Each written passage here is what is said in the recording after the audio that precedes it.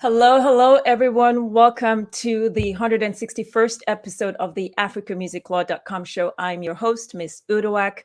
Super excited for you to join us. Today, we're doing something different. It's the inaugural lunch of our AML Superfan Lounge, the hardcore, ride with the brand, ride with Miss Uduak till the wheels fall off. And we've got quite, a handful of folks who fit into that category. But what I wanted to do was really, really go and tap into my day ones for them to come on. And we're just going to chill, have a good time. Please join us. Please ask questions. Please get interactive with us. Leave your comments, and that will give us the opportunity to answer, talk, chat, whatever the case may be. Tell me where you're watching from. I know we've got the LinkedIn community, we've got Facebook, we've got Twitter, we've got Twitch, and then we've got YouTube as well. So welcome to everyone. Thank you so much for joining us. And of course, as we are done with the live stream, it's going to translate to also the podcast edition. So podcast listeners as well, thank you so much for listening. So let me tell you what the show is all about, how you can subscribe, and then we'll bring on our super fans to hang out and just have a good time. So what is the show about? We are all about empowering the African artist here in the diaspora, on the continent, literally wherever the African artist can be found. And there are several ways we do that. One of the key ways is really ultimately educating our community. And we do so through inviting some really, really amazing guests to come on. You'll also have me periodically do legal commentary and analysis. Of course, we share the latest stories in music business and entertainment law as well. And those are generally the mediums that we follow through in terms of how we empower the African artists. And of course, we bring the talents as well, the artists, creative artists. And we say music, but really it covers a gamut: music, film, fashion, the arts, to come on and share, their perspectives, what they're working on, their projects, break new artists. I mean, we cover the gamut. So super excited. The brand is almost or exactly 10 years old now. And this year, we're doing things a little differently to just go full court press in terms of positioning the brand officially to be in the business of what we do in terms of spreading all law relating to the African continent and music business and entertainment law, stories, news, analysis, etc.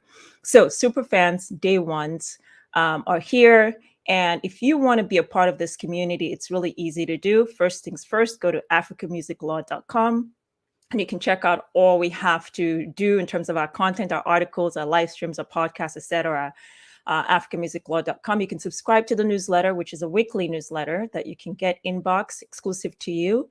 In addition, you can also subscribe on all major podcast streaming platforms where you find your podcasts. You can find us as well. And of course, when it comes to the audiovisual, YouTube is a way, Facebook, etc., to subscribe, but particularly on our YouTube channel. So we are officially ready to introduce our day ones. We'll break down what they do. Actually, they're going to tell you themselves. But the first person I want to call on here is the one and only. If you follow the African Music Law community, you know her, right? The one and only Foza Doza. Foza, what's up? Welcome. So good to have you. How are you in the house? Hello, Yay, yay. hi everybody. Hello, Hi. hello, hello. So good to see you. So good to have you. Foza, tell everyone that may not know where they are, viewing this or listening to you. Where are you based right now? Okay, so I'm in the interesting city of Lagos, the ever busy, ever bubbling, ever traffic, interesting city of Lagos, Nigeria, the entertainment capital of Africa. I'm currently at Ikoyi actually. Um, on a Sunday evening, there's still a bit of traffic, but it's good. We're out here. We're outside, like they say. We're outside. Describe Yeah. Ikoyi a little bit. I grew up in Lagos, for those who may not know, and Ikoyi was a center point. I had some relatives out there, but what does it look like now? It's been ages since that happened. So Ikoyi has like a lot of a lot of abandoned buildings because there were a lot of like federal parastatals that had their base here in Lagos. So Ikoyi was because Lagos was the capital of Nigeria. So a lot of old ministry houses and everything are left undone, and people now are beginning to convert that to luxury housing. So you can get a condo here for about $1 million for 3 bedroom in Ikoyi. So it's more like old money. As in US $1 million? Yeah. Wow. Real The Great estate is, Banana Island. The Great Banana yeah. Island is in Ikoyi. And Wow. land goes like for about almost three. I think the entry point price the last time I checked was about 300 million. I think for a plot or something in For Banana real? Island. Yeah, Wow. yeah. Yeah. It's very Lagos, well, interesting. Lagos has been deemed a very expensive city to be in. So Yeah, maybe not ridiculously a surprise expensive. there. Yeah, That's yeah. interesting. Very interesting. Yeah. So you did full ground. How are you doing? I'm fine. I'm fine. A bit of up and down there. Life has been happening. We're trying to navigate stuff, trying to recalibrate, unlearn, relearn, and just I think I've been more focused on, or I'm now beginning to understand mental health in its full capacity. I mean, I've been watching Absolutely. films about it, I've been saying things about it, but this is the first time that I'm Mm-hmm. understanding when people say I can't function because I'm not mentally okay, because I'm going through it, and Mm-hmm. um I'm having to figure it out, Mm-hmm. Mm-hmm. and it's a lot, but we did. We move, That's we good. did. Well, we'll talk about it. That's what this is meant to do, to just chill and talk and get comfortable. So let me add Ire coming up, and Foza, I'll take you out of the stream, put Ire in a quick second, and then we'll all come together and chat it up. All right, folks. So my next super fan coming on is the one and only Iredumare. Again, we're just gonna chill, talk, and hang out. So you really get to know this, folks. And by the way, they are some of the most leading or leading prominent entertainment lawyers in Nigeria and Africa as a whole. So super excited. They've been fans from day one. I enjoy our friendship, our relationship, everything else that comes with it professionally and personally as well. And I'm so glad and excited to share that part that you may not see with you guys. So Ire, how you day? Hello, hello, hello. You unmute so we can hear you. Oh yeah. Hi Uduak. Hi Mr. Uduak. It's great to be here, and I'm always happy to be here. And it's I mean, last time we spoke, I think we spoke. I was on this on the show. We're talking about mental health, Yes, and we spoke. I think I get to I shared stuff that wasn't popular knowledge, public knowledge that's about true. myself and That's true. mental I health. remember that. Yeah. Yeah, but it's I think for me it's like Foza would say, because it's a discussion we have, as you know.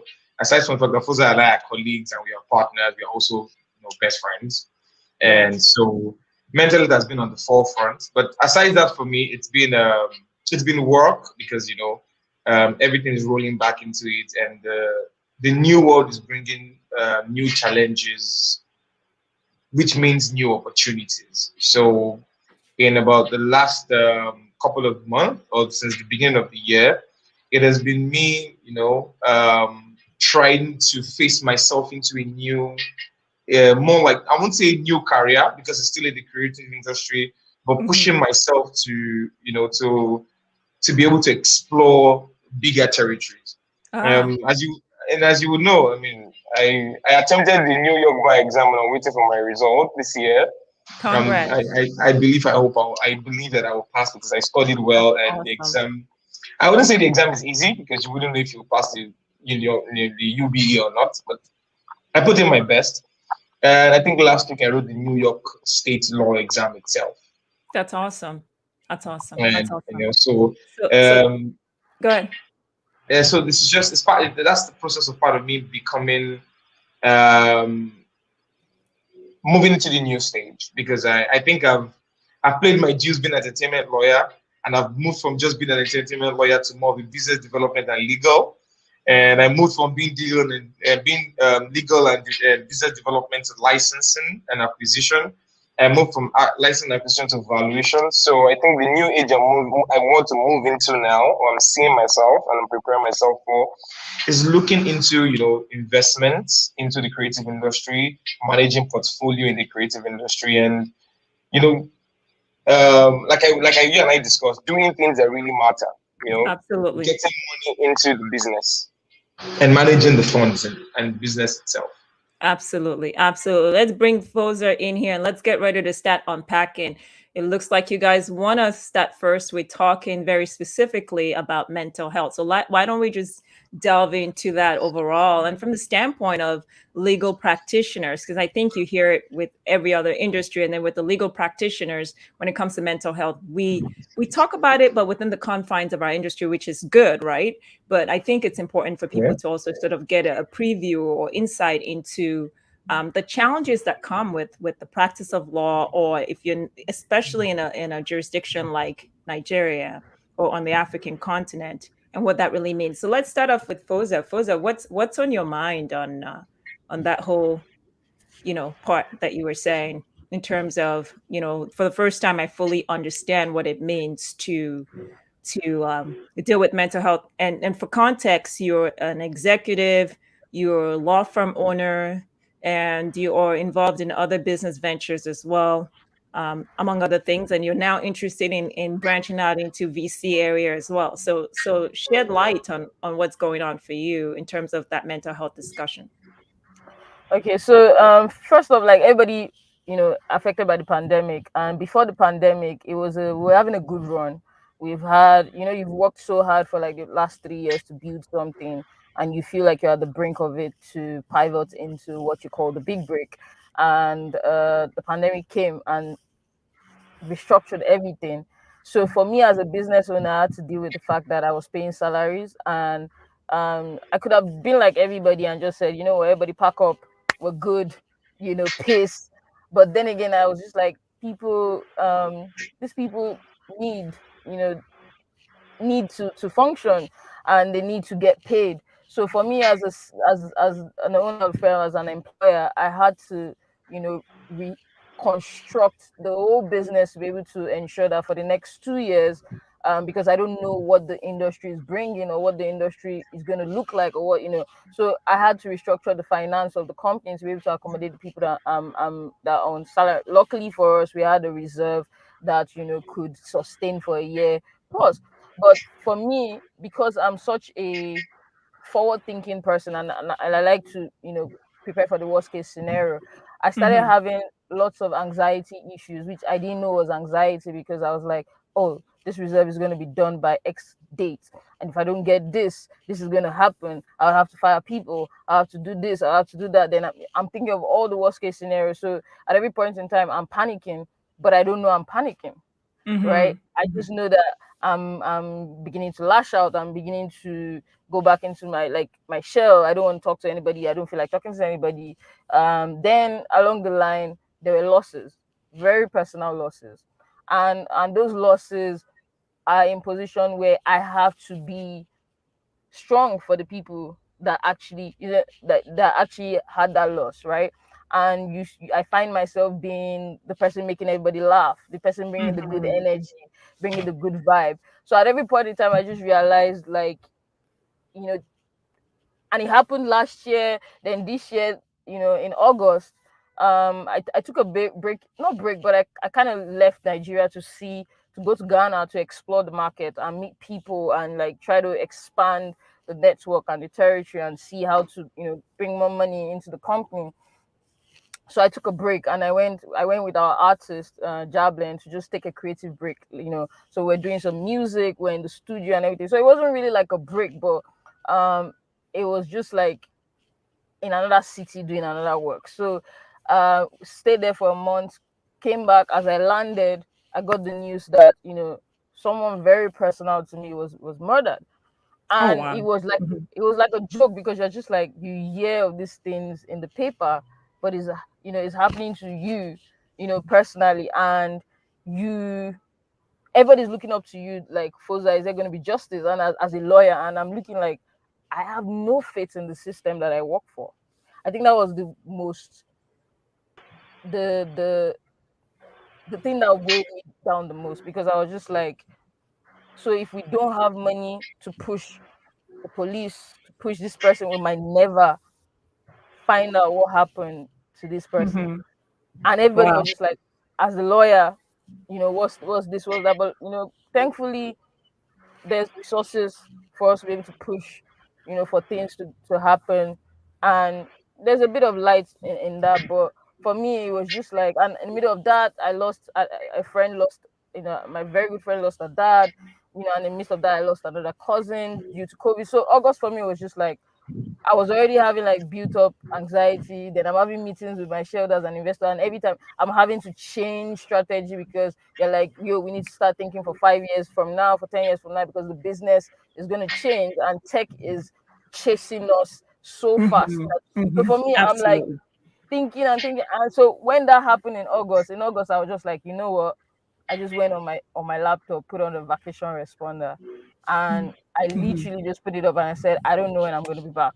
Wow. And I think for like in the first time in 8 7 years, nobody has ever seen a vacation responder from Foza. So everybody's calling me like, "What's up? Are you okay? Mhm, Like, what's the mhm. problem?"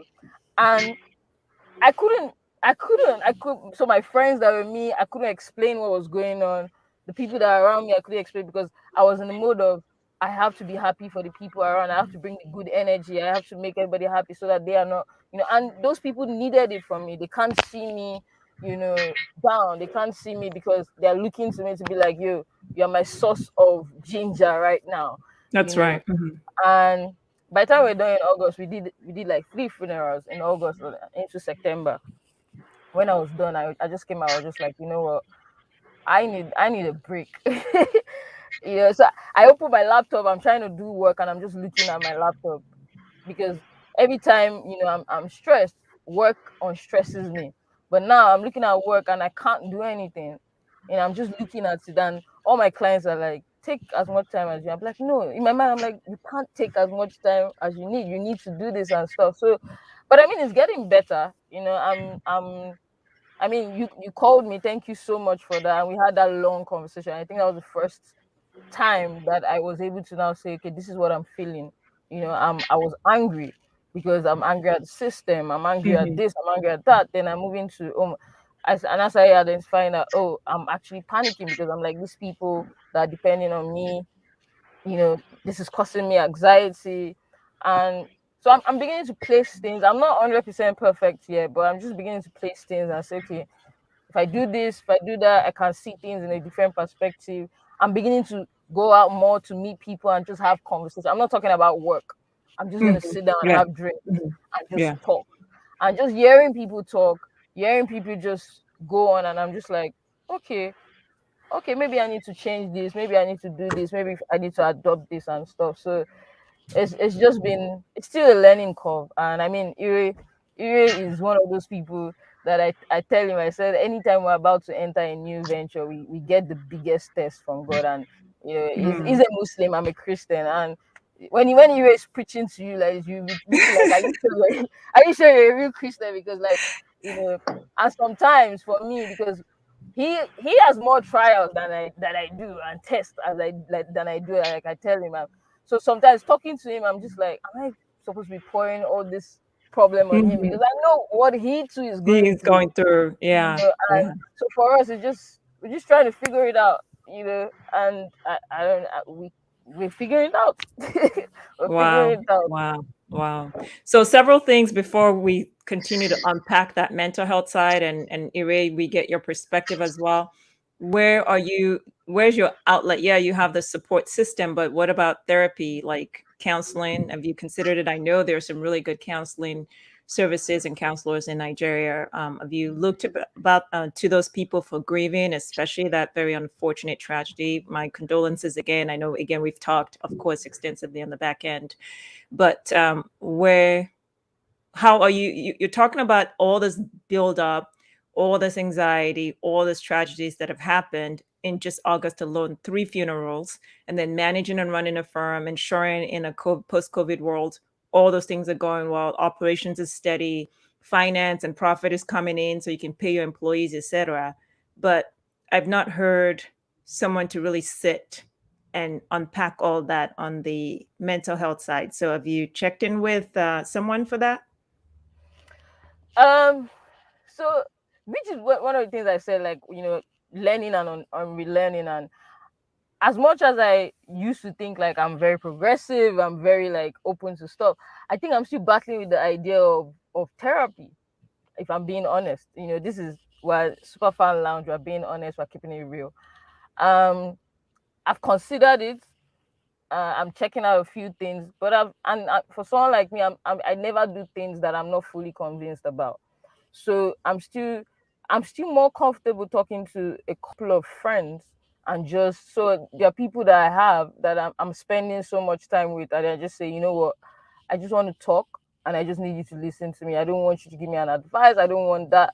Just listen to me, and they listen, and I sleep, or you know, uh, I don't know if that's working, but definitely considering therapy, but I've not started therapy yet. So maybe, I don't know, maybe I'll get convinced. Maybe I'm not going to get convinced, but it's an option on the table for me right now. But what I've learned is that even if I don't believe in it, I need the people around. If the people around me believe in it, and I have to provide a support system for that as a business owner, I need to do that. So we have our artists. They come up to us and say, "Yo, we're going through this." One of them requested that they needed to see a therapist, and we booked one. For him. I was like, go speak to this person. I can't help you on that end, because this thing also, you don't only just do it for friends, you also do it for clients. Absolutely. And for like 2 years, I've had clients that they've started using drugs, and they call me in the middle of the night, and they're like, yo, this is what's happening to this client, and I have to run from the mainland to the island to sit with the person, and find this, find that, and transfer the person to, it's I've dealt with at least 6 cases of that in the last Wow. 2 years of Wow. clients. And I was telling someone that it's so bad these days. I'm on the streets, and people are hawking drugs to me, and I'm just like, so there's a real pandemic, and there's a real mental health issue out there. So as my responsibility as a business owner is to ensure that, even if my methods for treating it is not the same as everybody, I have to create that system for my team to. Because the beautiful thing is, even when I took a break for about a month, and I came back, apart from the work that I had to attend to personally, my team were in complete control. Oh, that's Everything amazing. was completely, like, done. Shout out to Jumoke, Lola, Ezekiel, completely done.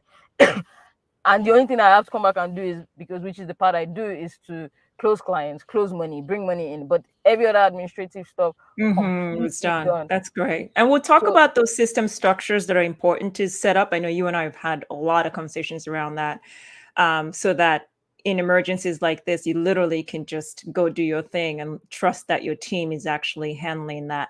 But before we go any further, let's pull Ire into this conversation, right? Ire, oh my gosh, so much that Foza just gave us to unpack, and let's transition to you and the health and wellness side of things. And the place I want to start is the challenge of running a practice, and then I know you've transitioned into an executive role, one of the top telecommunications company in the world, or at least on the continent, and also, frankly speaking, they have a strong footprint on the global front as well, because you're having all of this Western conglomerates coming into Africa, and they're having to go to those people to broker the necessary deals in order to even get any kind of access. So starting first with, you're still a shareholder with the firm side of things, but then you have a business going. How do you juggle that before we get into the mental health and wellness part?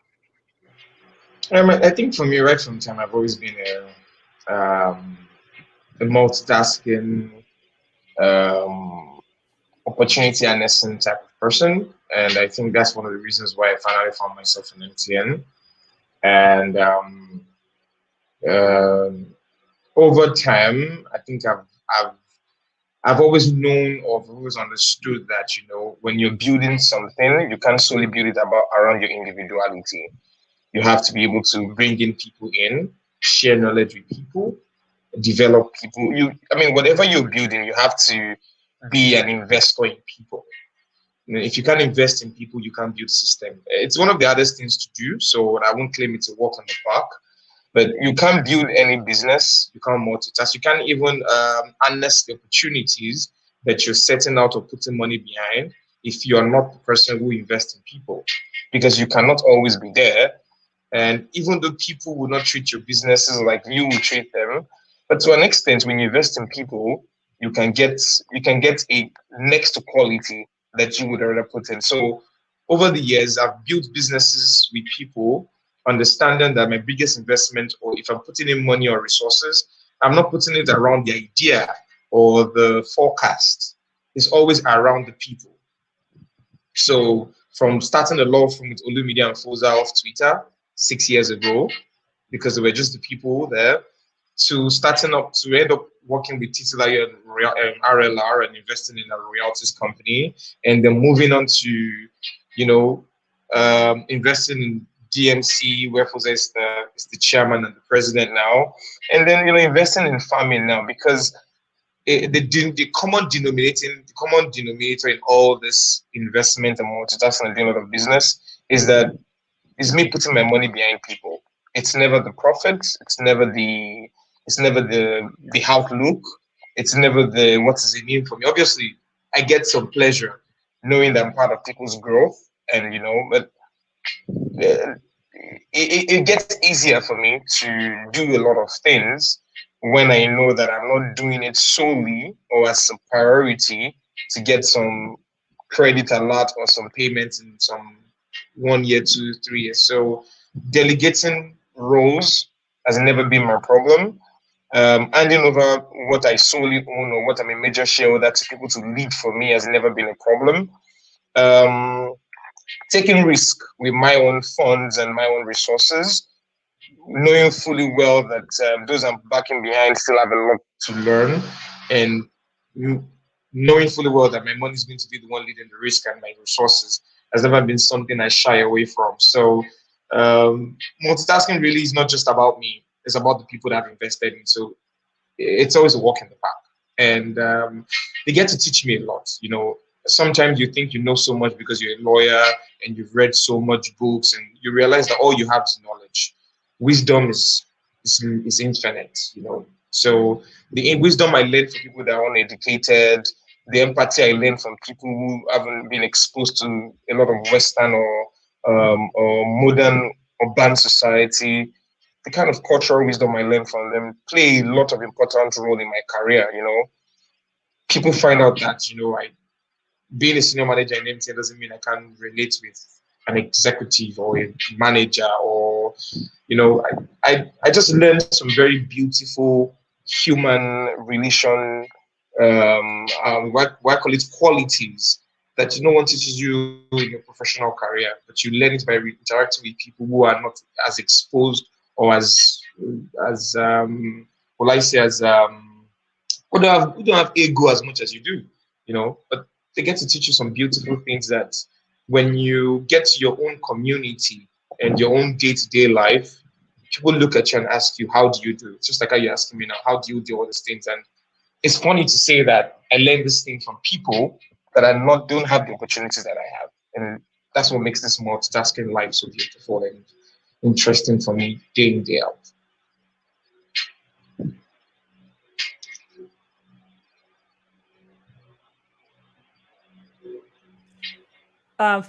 Very interesting, Ire, that you say that. And Foza, I don't know if you found this to be the case in observing Ire as well, because Ire, you're still quite young, and I don't want to say the average venture capitalist, but for the most part, they are concerned about that bottom line, even when they're investing in people.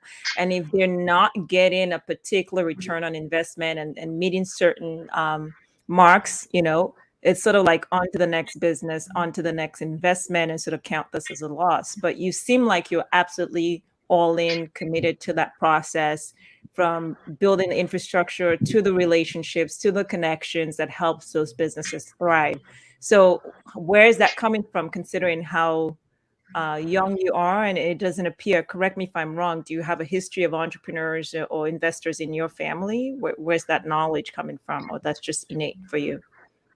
I grew up in a family of, I grew up with my mom's family, and they come from a wealthy family. They had a father who had so much money. But despite, every family has its own battles. But you see, one very critical factor I learned in that family, my mom's family, is that everybody builds something they get to leave behind. Everybody gives you, you build mansions, you invest in big companies, you all your lifetime you make so much money, you make millions of dollars, and you build real estate, you build beautiful companies that in your lifetime, you are making so much beautiful bottom line. And then once you die, everything goes back to zero. And that is why in Nigeria, we are only an handful of businesses in Nigeria that have been able to last a generation. And everybody asks, why is that happening? Why is it that once the CEO dies, the company dies? Because companies don't survive because there's a map on the wall that everyone has to follow. Companies survive because human beings wake up every day thinking about that company and how they can make it better. And I've come to learn that in Africa, the human factor is the major determinant between when a company is successful and a company. I don't know about any other continent. I don't know about America. I don't know, but I know in Africa, human factor is what decides if a company is successful or it goes down the drain. So I've seen companies who have so much resources. They have so much opportunities. Foza and I will talk about how the companies have been underutilized, how the resources have been underutilized, how they could do this and that. And the first opportunity would have to speak to the people at the helms of affairs. And you realize that, the company will never get its potential because the humans running the company are never going to get it right. They've not invested in themselves, they've not invested in the system. And it's Nigeria as a whole, Africa as a whole. Why do we have so many beautiful Nigerians of all tribes? I'm not going to leave any tribes out, attaining the biggest roles in America. But why is it so hard in Nigeria? So true. It's because in Nigeria, we all believe in investing in big buildings, skyscrapers, big cars, bottom line. But we don't invest in our people. So there are people who live here, go to societies where there's investment in infrastructure that really, really touches on people's life, and they become the best they can be. So for me, it's not just. I might have an entrepreneurship background from most of the women. The women's in my home, in the home I come from, are the entrepreneurs. I have to be honest about that. I learned my entrepreneurial skills from the women in my home, and the truth is just that I've realized that you can spend your entire life chasing the bottom line, but just know that the moment you are incapacitated to chase that bottom line again, the business is going down the drain. So it's me soaking up, being a sponge and soaking up my community and my surrounding, and it's the only reason why. And I'll just give an example. Foza and I spent 6 years of our lives in the entertainment industry, pouring back our resources, all the beautiful money we've made to empower people. And everybody at that point felt like we're just too young to be making money and be spending it back on people. But you see, what people didn't realize is that majority of our ethic at the time we started our career were our fellow lawyers. They were lawyers who didn't know what they were doing, wanted to do it. And every time we wanted to do something outstanding, because we had lawyers on the other side who didn't get what we were trying to do, we couldn't move. And we realized that it's either we do the job or we ignore growth and just make money as everyone is making and leave it as we met it. But we're not going to go with leaving it as we met it. So 6 years down the line right now, I can proudly say that 70% of the lawyers in the entertainment industry now that are high fly and doing good things came from us. You want to talk about Lola and you want to talk about Amen to that. About even managers. Even Chinedu from Koson came to our conference where we had to educate people about what publishing is. Putting our money behind fighting publishing cases. Foza and I made so much money that we could use to pivot ourselves to buy homes for ourselves. But we put it behind fighting for split sheets and copyright. And this is 4 years after we started that battle. People still regurgitate our split sheets. Our split sheets come back to us. It got so bad that another lawyer was using my split sheet. Then another lawyer called the split sheet because our phone number was embedded inside the split sheet and said, I didn't know where this split sheet is from. So, and that whole investing in people, it's just us understanding that we will not win if we don't bring people up to us. Absolutely, absolutely. So let me quickly sort of, for those who are just joining us on the viewership part of things, and of course the listeners as well, you are watching the africamusic.com show and listening to the africamusic.com show, and my wonderful guest, I don't even want to call them fans, I mean guests, they're super fans. So this is our inaugural Superfan Lounge, and we have quite a handful of folks that have been following the brand from day one, and not only following, giving input, guidance, direction, what they want to see, what resonates with them best. And while we have quite a handful, this two are definitely some of the most amazing super fans. So they are kicking it off for us. We'll have this periodically. I have with me Iredumare Opeyemi, who is an entertainment lawyer and a top executive in the industry as well, working for one of the top major telecommunications company. His resume is just all that and more. So I'll let him speak on it as we continue to unpack and talk about so many diverse topics. We're just chilling today and just talking about everything and all things. We started off with the mental health conversation. His business partner, friend, and all kinds of stuff. They rolled together is Foza Doza, and she as well as an entertainment lawyer, one of the top brilliant minds as well.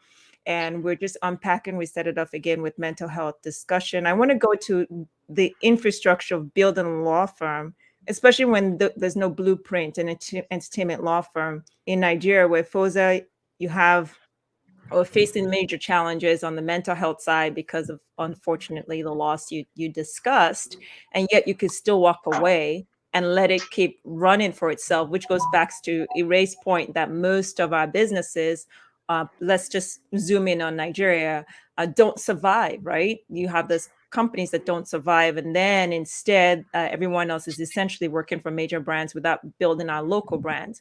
So the fact that you already have an infrastructure that can allow you to walk away and let your team handle it and they do it successfully says a lot. So let's go back to how you build that company from a very basic infrastructural level. So how does that happen?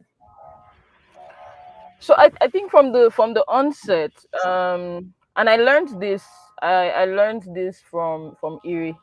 It was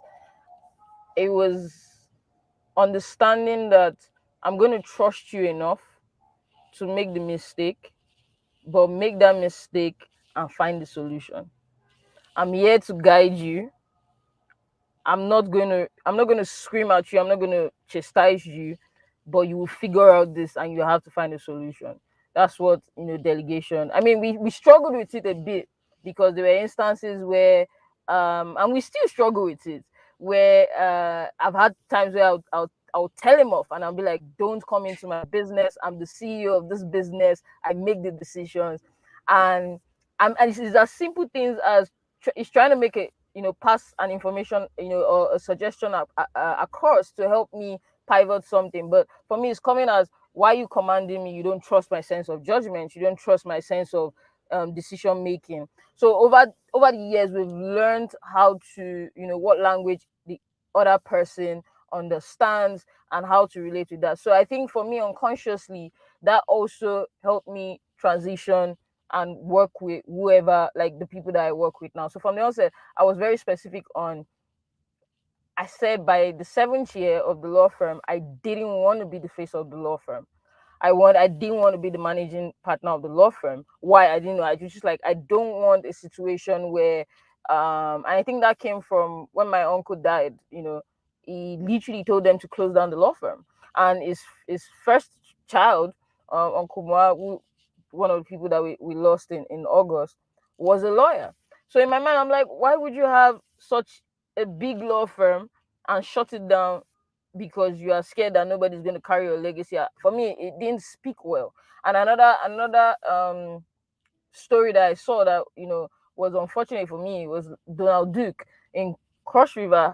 Fantastic thing, like, he did there. But after his reign, Tinapa is dead. Tinapa is one of the biggest potential for revenue in this country, both entertainment capital. It was positioned to be the entertainment capital of Africa, but because the succession plan didn't work out, if I felt so for me, it just struck a different chord. So from learning with Ire and that, I started learning that whoever is going to take over for me, I had to trust them. And it's very hard because you set a standard of excellence and people trust you. But the people, you are so scared that you don't want to lose the client because the person that you've handed over the work to is going to mess it up. But over the years of constant training and constant back and forth, and just trying to understand who is this person I'm pouring myself into, and how I don't want the person to be Foza. I want the person to be who the person is, but stick to the values of TP or whatever company that we're talking about. So for me, it was setting values from the beginning. Everybody that works with us knows that it's excellence or nothing. Like, we don't do Absolutely. anything less than excellent. Two, there's accountability and transparency. Three, you have to be innovative. I was telling someone, I said, I can't remember the last time I asked for anybody's result or certificate. In employing them, there's a series of questions we set out, that you must go through. Once you pass that to a certain extent, it's not even GMAT, it's nothing, it's just basic soft skills and social skills that we're looking for, because I believe I can teach you, the books, I can teach you the law, I can teach you whatever I want to teach you, but the other things like interacting with people, um earning people's trust, because the base of being a lawyer is based on trust. And if people can, trust you to keep things in confidence, you have a loose mouth, you are like all over the place, nobody's gonna, respect you. So for me, it was, we I had to build that community. There's a Mm-hmm. there's a level of accessibility that also, like, once you pass different levels with me, like my general manager now, I tell people that my greatest competition is my general manager, because bless his soul, it started out as PA. Most people that work with us start out through the PA route. So you start out, being a personal assistant to either myself or Ire.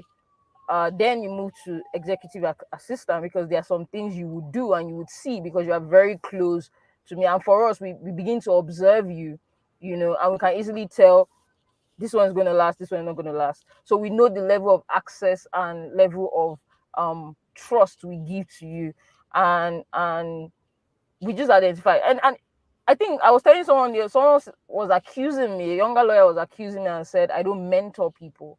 Oh That gosh. that what is the hope for them?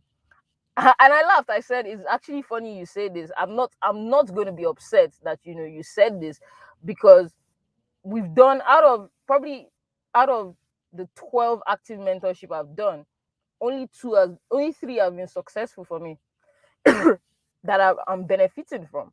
The rest have either they've left, they've tried to steal my clients, they've tried to, do things they want to do. And I just look at it, I'm like, I don't do this to my mentors. So why? What is this? What's going on? So it's not 100% success rate, but we're figuring it out. You know, I didn't Let's talk borrow about anything that. from anybody. Yeah. Just real fast, Foza, on that part of people that you've trained trying to poach your clients when they've learned all this knowledge and moved on. Like, how do you? Let me go to Ire for that. How do you even deal with that, right? Like, especially from a law standpoint, where as a lawyer you should know better, right? That's just fundamentally common sense. It's a small community, small industry. Why would you even do that in the first place? Ray, don't forget to unmute. So I think from experience, because I mean I've left the law firm for a while now in private practice, and usually the role I play in the law firm is usually advisory, and then maybe sometimes I go into the law firm to just speak to everyone at the law firm to just um, serving like continuing education for everyone at the law firm. But my position has always been anyone can do anything. Any lawyer can walk up to any client and say whatever you want to say. But a worthy client will always know what quality is and what is not quality. And almost all the lawyers that Foza talked about who had come to the law firm with the idea of let me just take what I want to take and go. After the first 2-3 months, they come back because they realize that they've actually not learned anything. So you see them coming back to ask us like, oh, and I got this brief. I need a draft. I need a draft agreement. I'm like, what? But you're done with your mentorship. I think you know everything now. You shouldn't be asking for draft. Or stuff's like, oh, I'm sorry, can I come back to the law firm? I did not know there was so much more to learn. So in my opinion, which Foza usually disagrees with, is I think it's good because people should be left alone to experience the real world when they choose to. I'm the type of person who says people learn a lot from experience and don't stop people from experiencing themselves. Even sometimes when they do things that are bad, because they just might not know how bad what they've done until they experience the consequence. So while Foza feels like, oh, I don't want to take people in, they just come in, I want to take from me, I don't put anything back. I said, I don't mind. I don't mind people taking from me, but the truth is, you don't even know what they're taking. True. You don't even know if what I'm giving them is enough for them to be on their own. They only know they're taking. So, I think we've had maybe out of all the 12 lawyers that have gone through us, you only have about 4 who has good success rate. And the common factor about those 4 is because they stood their time. They were willing to go through the entrepreneurship process, learn and become one of your own. And every year that they felt like they were ready to be independent, they realized that there's so much more to learn. So they get to stay back. Those who decided and say, we've had lawyers come to learn from us and go to big law firm because they now call themselves entertainment lawyers, but only to come back and say, oh, the law firm I went to do even know much more about entertainment law. I'm not getting any entertainment law brief. I'm only doing trademark and corporate. I'm like, that's what you wanted, so you should enjoy it. So I don't have a negative view about it at all, because you would always find people like that. That's true. I agree with you. But Foza, I think maybe your perspective, and I sort of, share that a little bit, and then we'll transition to yet another area I want us to start getting into. For me, that's true. I openly share, and I've been blessed with having people go on and do great things. But I also really watch for character. So if you're coming in and doing a certain, it's different to leave and decide you want to move on with your career. But if you're trying to poach my clients and all the other stuff, it tells me a lot about you. And that's not a good feeling. So if you come back and try to work with me again, first, it's not going to happen. And then secondly, within the industry, I just know you're someone that I can't trust, because it's different if you're just moving on. It's another thing poaching clients. That's just not cool at all. Foza, what are your thoughts on that? So first of all, they've never been successful, doing that. So I'm always just like, you need to know who your master is. I'm not bragging, but we've spent time. And I say this thing also spiritually. I don't do this to the people that I take from, because I also give, to them, however way I want to give to them. So if you're gonna disrespect the order, the spiritual order, it's not like I'm cursing you, but it cannot be fine with you. There's laws of the universe and how it works, and I see them struggling right now, and I'm like one of the interesting lawyers that work with us, that is now Ife Ido, is now the titles operations for Netflix, right? And I tell people, I say, Ife, when Ife said, Foza, I want to focus on film. And I said, if you're going to focus on film, I think these are the routes to take, And when Ife came to us, we couldn't afford to pay, and Ife and Lola, we couldn't afford to pay them, right? And they said, we see what you're doing, we believe in your vision, we just want to learn. I said, okay, if you want to do the work, we will put you through the work. If I did about 6 months I think 7 months officially with us, then said, Foza, I found this opportunity, I want to go. It wanted to look like an awkward, in his mind, look like an awkward conversation. But for me, I was like, I'm never going to hold you back if you figured out what you want to do and you see an interesting opportunity. And that opportunity that he actually went for was also an unpaid opportunity, but he was so hungry to learn. So my job for him was just to keep, he will call Ire, ask some questions, go back and forth, till now we have random conversations. If I would drop in at any point in time to the office and just be like, we just want to check on you, how's everything, and every time we see his success, we're always just like, this is amazing, because this is someone that respected the order and it has worked out for them. Lola is another, shining example. Ezekiel is another shining example. So for me, I've chosen to just dwell on those success stories, to be honest. But in general, you can't disrespect the head, because the head is taking the number of bullets I take to cover the law firm so that you don't face those things. When you leave, you don't have that protection anymore. So it comes straight to you. So there's no, it takes training and muscle training to be the leader. That's why they say Absolutely. easy is the head that wears the That carries crown. the crown. Yeah. Or where's You the know, crown? Sorry. yeah. What you do, Miss Uduak, for the continent, I can't do that to a certain extent if I've not built that. The articles you write, the opinions you give. Sometimes I do a little of it and I see the I'm just like, okay, wait, let's just leave this for African music law. So I'm not gonna go and say I want to be, because I'm It's not so funny. my muscle for that. It's so funny you say that, because on the back end, people don't see when I put content out. One thing I notice over time, strong reaction. So they're shielded from that, right? And the difference is, if you're trying to emulate such strong opinions on the continent, you better make sure you answer to no one, and that your papa is like, can cover you. Because Yes. the few people who have tried it, you're right, have told me on the back end, unfortunately, sadly, threats to their safety, threats to their economic, route and economic means of making money, et cetera, et cetera. Because they're saying things that are truthful and factual, but unfortunately, they live in a society that does not allow them. And then even here in the States, um, threats that come as a result of being very, transparent, direct, discussing legal issues that should be no big deal to anyone. But on that back end. So I totally hear what you're saying.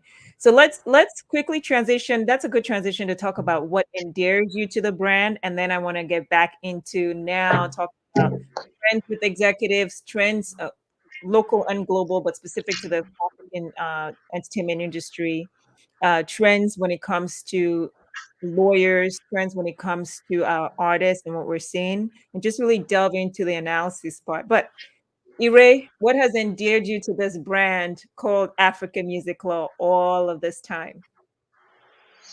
I mean, African music was my pathfinder. Um, you would know over the years. I mean, to be very honest, let's start. This is a first of all, it is you. It's not just the articles. It's not just it's your outlook to things, your foot to the ground on value and quality. It's not something that you find here, And I want to use that right word that describes something, and not just, I don't want to say something makes it small, like that describes a philosophy and an ideology that puts you on the right spot, where things that are valuable, where opinion that are valuable, where um, actions, way of life, doings that are credible are prioritized. When you come from a community where what everybody talks about is mundane. People live for the show. People don't live for things that truly matters.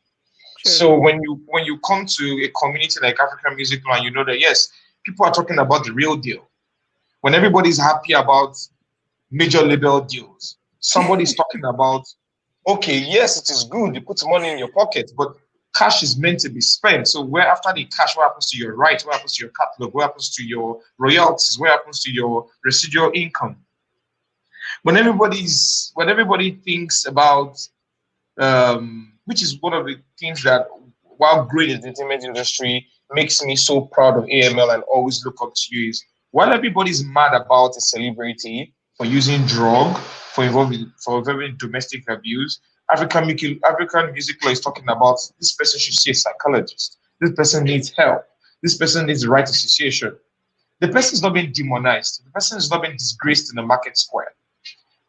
African music law understands the responsibility, the weight, the distress that comes with being a celebrity. And sometimes it's not just all gloomy and fashionable. This person needs proper support. I mean, so for me, that's the community I want to belong to. That's the community I want to belong to, because I am not also perfect. I want someone who will tell me on my bad days and my good days, you've done wrong like this, and this is the help you need. I want a community where my knowledge is not superior. My knowledge is a peer opinion that can be reviewed both on the positive and the negative side.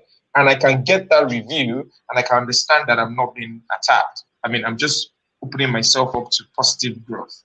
So, it's a community it's a community that you don't find here because the values that most of us hold highest to is too mundane. If you're not rich, why are you talking? What is talking about things you value has to do with you having money in your pocket? So, I know sometimes people say I'm very ideological and doesn't mean I'm perfect. I'm flawed. I have my own errors. I have my own mistakes, and I'm going to make more in life. But I just want to belong to a community where, I can always find my way back. I can always learn something new. I can listen to others' opinion and perspective. I mean, you heard what Foza was saying. I don't want to be with a leader who is perfect. I don't want to be with a leader who knows it all. I want to be with a leader who is growing, making mistakes, crying sometimes, fighting sometimes. I want to be with humans. I don't want to be with superficial people, Wow, So profound. and be with I mean, if anyone goes to AML and tries to follow it from 2012 to date, matching up tweets together with interviews, I'm sure the person will listen to all my interviews and see the growth that AML have become through AML. I don't think there's anywhere else you can see my growth like that. I'm not wishing that, but if for any reason I lose my life today, if the piece AML's interview together, the things I say, the interviews I've been with, the people I've had to relate with on interviews, what I've said in my interviews, will tell so much more about me than everywhere I've been to or where I've been to. And that is value. That is living. Thank you so much. Thank you. Wow. Oh my gosh. That is so great to get such feedback and to know that it's having that kind of impact. Thank you so much for sharing that, Ire. Let's get Foza in here and find out from you, Foza Doza, what's endeared you to the Africa Music Law brand all these years. I just want to say first that you guys see how Ire is my mentor. Like, how am I supposed to follow that up? You see, like, you're like, how am I supposed to follow that up? Just say it.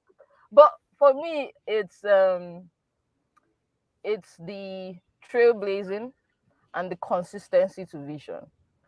For me, it was I found out about AML when I was in my 300 level, and that was my master's class.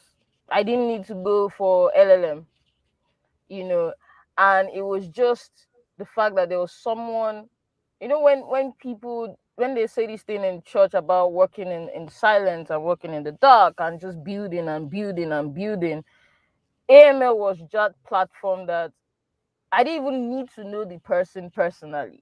I mean, I've been blessed to know, the leader and the vision founder of AML personally, but I didn't need to know her personally for the first 2 years, of me following it, to know that this is someone that is committed to purpose and vision and excellence. And for me, that helped me. So every time I'm frustrated that nobody's seeing me, nobody's recognizing what I do, AML gives me the confidence of, this is, if you're speaking, if you found your purpose, you understand your vision, it's consistency. And that's what sets you apart from everybody. Doors won't open for you if you are not consistent with the purpose of the vision, in terms of growth, in terms of building, in terms of truth. Doors will never open for you if you're not consistent with whatever has been given to you as a vision or a baby, no matter how long it takes. And AML for me was just it was Harvard in training, and the kind of discussions that you see on it. Like, I'm sorry, but like, I think the only person that has managed to blow my mind in terms of review or legal opinions on stuff is Ire and Olumide. But every time we're in a group and we discuss something and we go on AML, we just see an angle. I'm just like, oh wow, how didn't I think about this? And you're just like, I thought I was prepared, but you see a completely different view that opens up your mind. And the more you read about it, the more you follow it, your mind begins to open to think like that. So when I'm speaking in groups, and people are speaking about the mundane things, and I say one thing, everybody's like, oh my god, you're so smart, and I'm just like, no, kind of like, I now realize that, because I'm consistently trying to figure out how would AML look at this issue, how would Miss Uduak look at this issue, how is this the bottom line of the growth of the industry? How's my thinking? And it's like exercise. The more you do it, the more you get better at it. The more you do it, you get better at it. And for me, it was just like my safe haven of, there's some times where you can't say something and you just say amen, amen. Just retweet it and reshare. Whatever is there, I follow it. So AML can take the punches and you just be in the background, like. But for me, man, that's what I was enjoying, to the truth of it. Like, in the face of any adversary, this is someone that stands. This you can be sure that this platform will stand for the truth. It is going to be objective. It's going to be logical, and it's going to prefer a solution. That's very hard to find in Africa as a whole, because we just like to complain. We never give solutions, and we're always biased. We're always biased because we're influenced by either politics, either social economic gain, either individual gain, and there's no objective view. So it's very important for our industry, because we have a lot of investments now, and when people read, that's why I'm always sharing, because I know people really read my stuff and follow my tweets and follow that. I reshare so that the investors or whoever are looking at, and I didn't even realize that until like later, that people actually read what I share. And I'm just like, you guys need to read this opinion, because you can't just have one opinion of people that actually don't know what they're talking about, and this is, and every lawyer, every good entertainment lawyer in the space is a fan of AML, and if they are not good. Take it to the bank. I said it. You can beat me. But all the best entertainment lawyers from Africa are all subscribers and have avid readers of AML. And the growth, and I don't know if that was intentional, but I see the way, you know, you guided myself, Ire and Lumi, and when you saw that, okay, these people are good on their own, you just do regular checking. And I've seen what you're doing with the new guys, Tem and Ubani, and the rest. You're also guiding them, and bringing them to a new light. And I'm just like, I don't know if she's doing this intentionally, but like, this is so dope, and I'm always very proud to say that I'm a student of, AML, so yeah. Thank you so much. Let me bring Ire back. I mean, so Wow. so when you're asking me, where's that background from? Where I don't focus on the bottom line, but I focus in people. So maybe I'm just learning it from you, Oh, thank because you so much. maybe I'm beginning to understand that someone didn't ask me for a dime and kept giving me knowledge and information, and then what if I pass it on to others and to others, and because the truth is, sometimes, I mean, Nigeria really gets tiring. But there's always a question I ask myself. If I don't do it, who's going to do it? And then what if the next person behaves like us too? And which has always been Nigeria's problem. Nigeria's problem has been that there's no generation in Nigeria who has decided to say our generation is going to be the suffering generation. We are going to be the ones to lay ourselves down. And so this will not continue. Every generation wants to pass it to the next. And so, until we have people like you across several industries who is willing to show an alternative to what we all knew. Like, there's an alternative. It doesn't have to be self-interest, bias. It doesn't have to be me against you. It doesn't have to be you get this for this. It doesn't have to be I want to demystify you so you work under me. It doesn't have to be that old system we know. There's a better system where people can grow and go out there and flourish. And because, to be very honest, AML is a community that has grown people. Whether you're a super fan, whether you're just a reader and everything, if you've been following AML for at least 2 years, you would have learned something that you have used in your private capacity. Yeah, I get a lot of testimonials from label executives, entertainment lawyers, all kinds of people, artists, about how they're literally practically using it and seeing real results as well. So that's so good to hear such wonderful testimonials from folks that I'm so passionate, equally so passionate about. Oladimeji Adeleye, who's watching on LinkedIn, says, "Thank you, Ms. Uduak and team, for all you're doing. Can't wait to connect." Thank you so much, and thanks for watching and staying with us. So thank you for such an amazing feedback on the platform. I think periodically you guys say it, but to get that whole full on scope and depth, I think it's just amazing. Thank you. My favorite thing about this two wonderful people was my birthday years ago, and they recorded a song and or poetry, if you will, in the Yoruba language included for Ire about what the platform meant and what I meant as well to them. I still kept it. It's just beautiful. I just loved it. I love the Yoruba language. That's how I realized I wanted to be a lawyer, reading a Yoruba book when I was a kid. And there was a whole scene, a whole legal scene going on then. I said, I want to do this book in Yoruba language, only to find out much later I wasn't even Yoruba. Go figure. So so happy. So it's always great when I see them. So let's get into now talking about, business trends. There's so much going on in the industry. And so I just want us to start covering a little bit on where things are, your perspectives. Why don't we first start with the global recognition of our top artist, right? It was a major profile with Architectural Digest for Burna Boy, just showing his beautiful house, right? And very well thought out, well planned. And it reminded me of back in the days when MTV used to do Cribs and many other shows over time that have done that. You would never have had an African talent on there, much less seeing how they're living, because the narrative has always been so one-sided about how Africans actually live their lives. But just by virtue of that feature alone for Burna Boy, demystifying a bunch of things, right?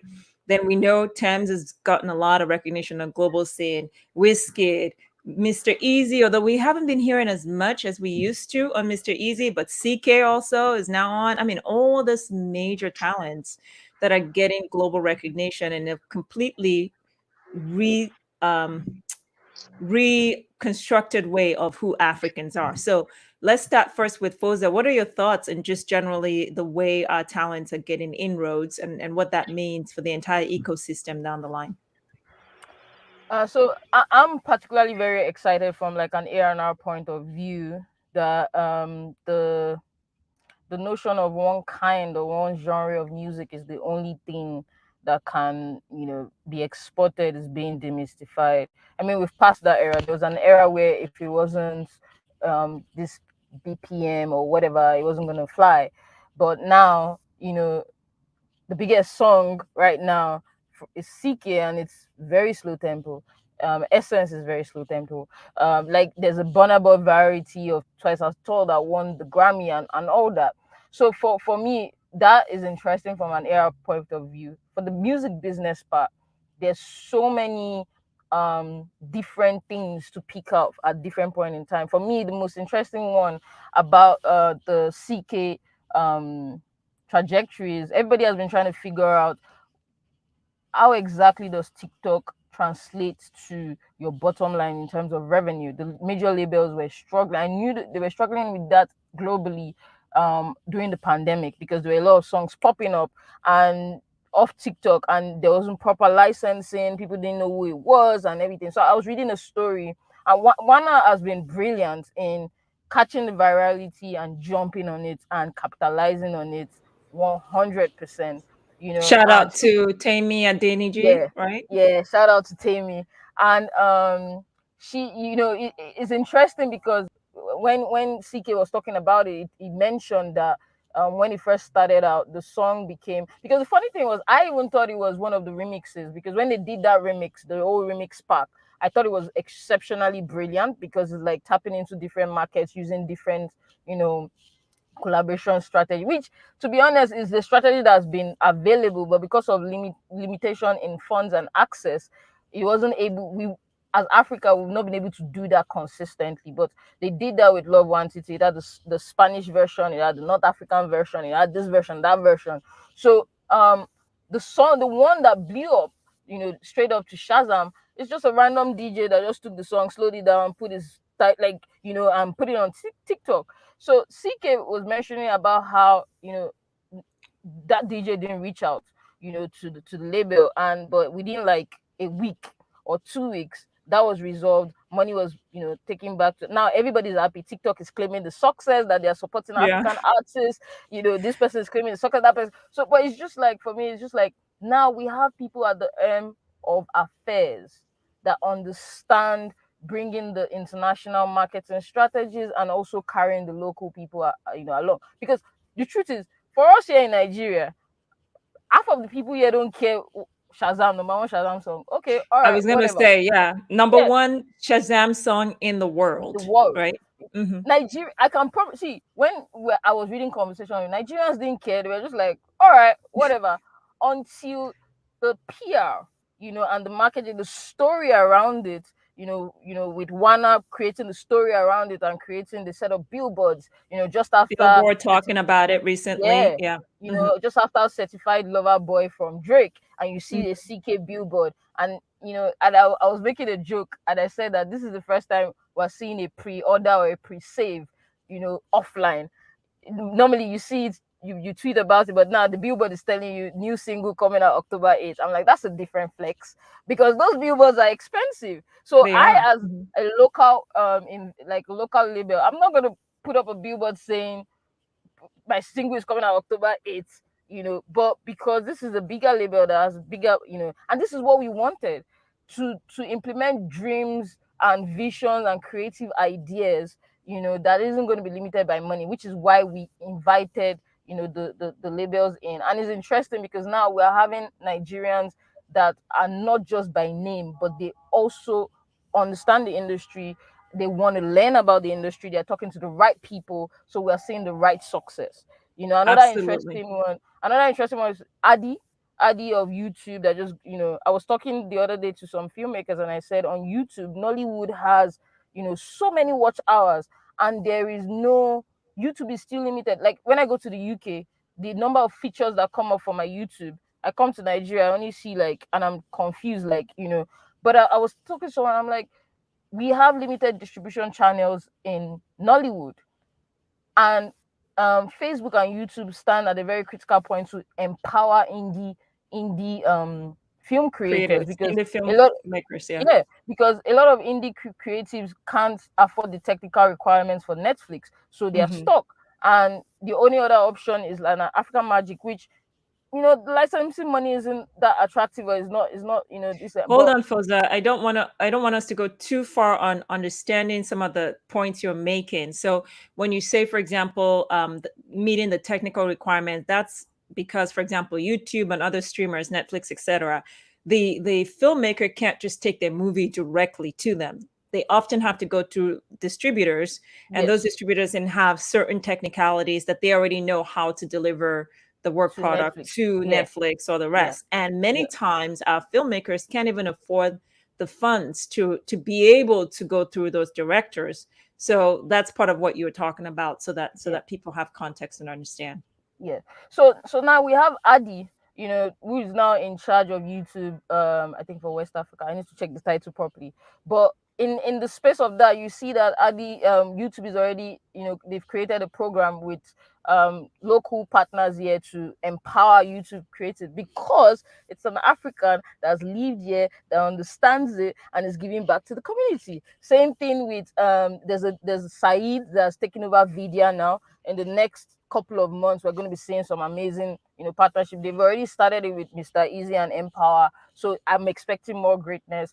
Tunji, that is moving to Def Jam, is done a Yeah. phenomenal work with RCA, and the success that we're seeing with Thames and Weez is because we had two like Nigerians at the forefront of the A&R of it, so they understood how to merge, what the West wants The and what this sound. side is going Mhm. to give. And it's just like, so Thames' success for us is just like, wow, it's just like amazing. So how do we make sure that, for me, is now, how do we make sure that this is consistent and not just a fluke? And she has an amazing team, Donawan and King Wale from SDC, that understand how Oh, to. Wale. Oh, that's good to know. He's been on Yeah, the show and is a fan. I didn't yeah, realize he was now managing Thames. That's yeah. awesome.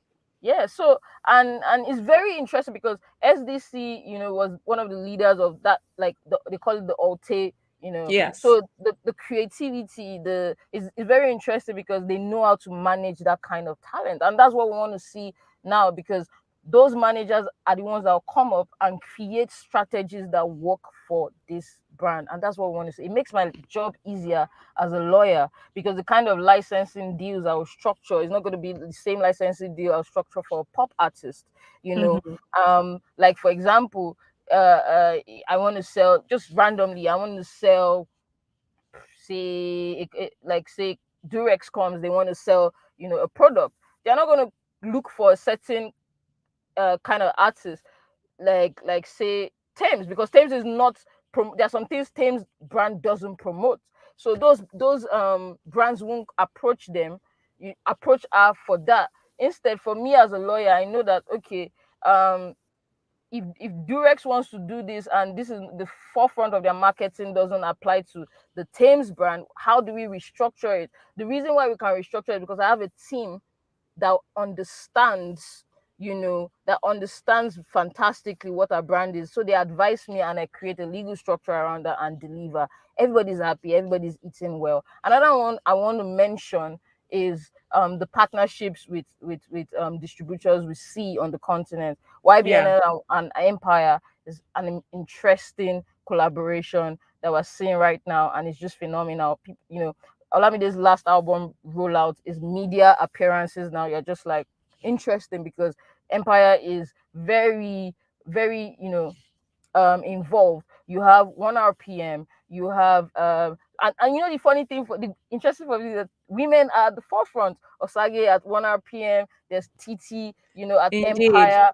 I'm Indeed. excited because the women are doing amazing things and they understand. Tammy at Wana, and oh sorry, Tammy at Wana, and you're just like, this is time for women to really show out our organizational skills, our admin skills, our execution skills, our empathy, and you see partnerships also with, Platoon, you see with, Tenny and Platoon, you see with Copy and Oh Platoon. yeah, she just signed uh, that deal, I think, right? yeah, Tenny? Mhm. and another transition that is amazing for me is Adekule go to AG Baby, and a woman is in charge of management. So it's, for me, it's just like, oh, the world is happy, the women are doing it, and I'm just happy for, like, I'm sorry if I'm sad, but I'm just like, I'm happy that women are leading this change, and it's just very Mhm. exciting time. There's going to be a lot of mistakes, but the good Of thing is course. everybody's now very open to learning and fixing. I mean, we've seen on the back end of a lot of these deals that are working out,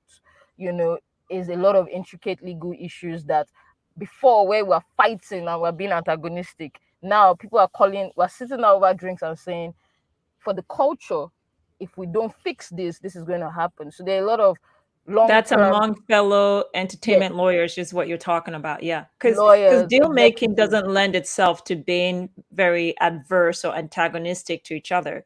It's not the same as litigation, for example, which shouldn't even be happening in litigation. I think you should just focus on the merits of the case and truly represent clients. But on the deal making side, you really don't get too far if you're wasting time being like, or often you have, I noticed this a lot, lawyers on the continent, particularly in the entertainment space, don't sign this. It's terrible. Okay, that's fine. Offer your clients other alternative. That's not the end of the deal. Negotiate what that means when you don't sign this, and then come up with clauses or things to counteract and go back to the table. But this generally, you don't sign, it's horrible. You sign your life away. And maybe that advice is legit, but what other solutions are you preferring? Okay, very good to hear. Please continue. You were going to wrap that Yeah, part up. a- Then we get Ray and coming into. Mhm. yeah, and that point, the last point you just made, is what makes our law firm very different from everybody. Um, and I was speaking to MI the other day, and he said he was like, anytime he sees me walking with an artist into the room, is very comfortable because he knows that even if whatever he is offering isn't the best for the artist, I would always figure out a way for everybody to be, because for me the thing is the industry is so expensive. We need people to put money in it. I don't want to chase people away, not to put money in it, but at the same time I also want to protect the creative people. So everybody has to find a balance. The campaign of go away labels, labels are monsters, labels are this, don't put away your and I tell people, I say, what's the use of having a 30-story building in Ikoyi that's been abandoned for 20 years and you're not making one penny from it, because So you true. realistically cannot afford to maintain the structure. And that's the problem right now. The pivoting into the tech world, the digital world for music is more expensive. It's more expensive to maintain IP in the digital world, because you have to do catalog management, catalog administration. You have to do, it's just a lot of hard work and marketing. The marketing between 2019, I was discussing with Iri, if we used to put like 100,000 naira on YouTube ads, and we'll get like, about like, I think we got about like maybe like 50,000 views on YouTube. In 2020, when we put that 100K, we did not get up to like we didn't get up to like 10,000 views. And I was shouting, I was like, on my team, like, why are you wasting my money? And he was like, no, they're not wasting your money, because we can't do out of, there's no more out of offline advertisement. Everybody's moving to digital. The spend is now so expensive. So what 100K could afford for us as an indie label, we couldn't do that anymore. So now, if you want to do a TikTok challenge alone and get the influencers, but I'm not kidding. You spend up to almost $15,000 to $20,000 to have a proper TikTok campaign. That's Wow. just TikTok. For YouTube is a different, this thing. Then you talk about, Spotify ads, and you talk about, so it's just like, where do you want to get this money from as an indie artist right now? And I get the whole campaign of DIY, put it on Twinkle, do this, do that, do that. But majority of the industry is still very hungry and broke, and we cannot afford it. DIY is all fine and good, but we need, even the lawyers need to stand. You can't come to the table with 1,000 streams and be telling me that I'm going to put 50 million in your business, you want to give me 10% or 20%, and you want to own the masters. Why are you having a conversation with me? And when I talk to the lawyers on the other end, I'm like, you need to understand the value of what you're coming to bargain with me for. Don't come and bargain with me on vibes and inshallah. I'm here talking mass and data. So even my negotiation now as a lawyer is based on data. The number of distribution deals that I've negotiated is straight on how much are you making this year? You're times 5 of this, do the valuation, do this, this is the figure. Helps me calculate the number of years, helps me calculate the obligation from each party based on data. So right now, as lawyers, we are negotiating based on data and valuation. And that's the difference right now in the industry. So it's just Which interesting brings time. more accuracy as well. Yeah. Yeah. Let me transition to Ire, cross-border deals, where you've helped broker a lot of that, and goes back to what you said, investing in people, but not just investing in people, really working with brands that were coming to do business on the continent, not just in the major music and entertainment market, Nigeria, Nollywood, etc., but across the continent. And then you've been very, very strategic and intentional about what those type of cross-border deals look for, or cross-border deals look for purposes of not just the talent, but even the executives involved. So what are you seeing? What are some of the trends that you're saying, or you think we should be paying attention to at this point, and that is really piquing your interest, including, of course, what we've talked about with TikTok and Foza and all those things?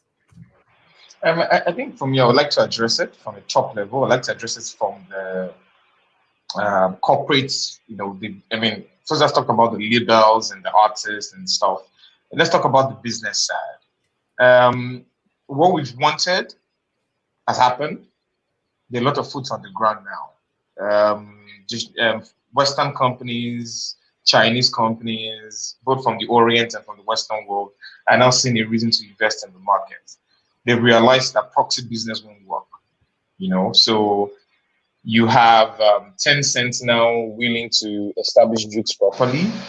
You have Spotify having teams for having a set of handful team focusing on Africa. You have Tidal signing deals with MTN and doing distribution and trying to do payments provider. That step has been jumped. So we have to acknowledge that development first. But now they all are in the next stage, which is operating in the market. There's presence in the market and there's operating in the market. None of them has been able to get operating in the market right.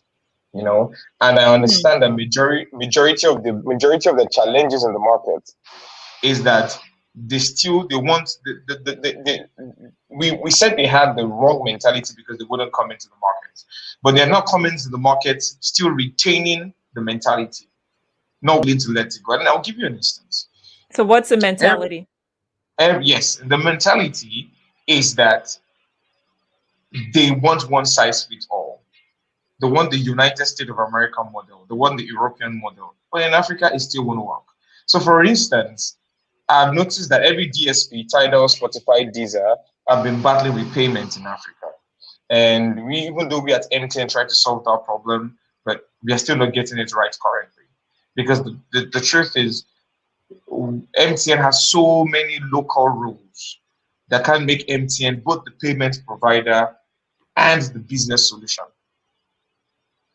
I mean, there's so monopoly rules, so there's only a little empty. I mean, we thought we could go into the market, provide the payment, also provide the service, but unfortunately, so many. MTN is a big company, public company. There's so many rules are holding it down. So there's a level of marketing we cannot do. There's a level of discounts we can give. We can't get involved in as little as stream and win because we were doing, as a public company, we affiliated with betting and lottery. So, you know, we had a solution in our hand, but we couldn't popularize it. So, but we are the one who have that restriction. Most of these companies don't have that restriction, but they want a one size fits all. So you notice Tidal came into the market, signed a deal with MTN, but still the deal is not attracting users. Users are not paying.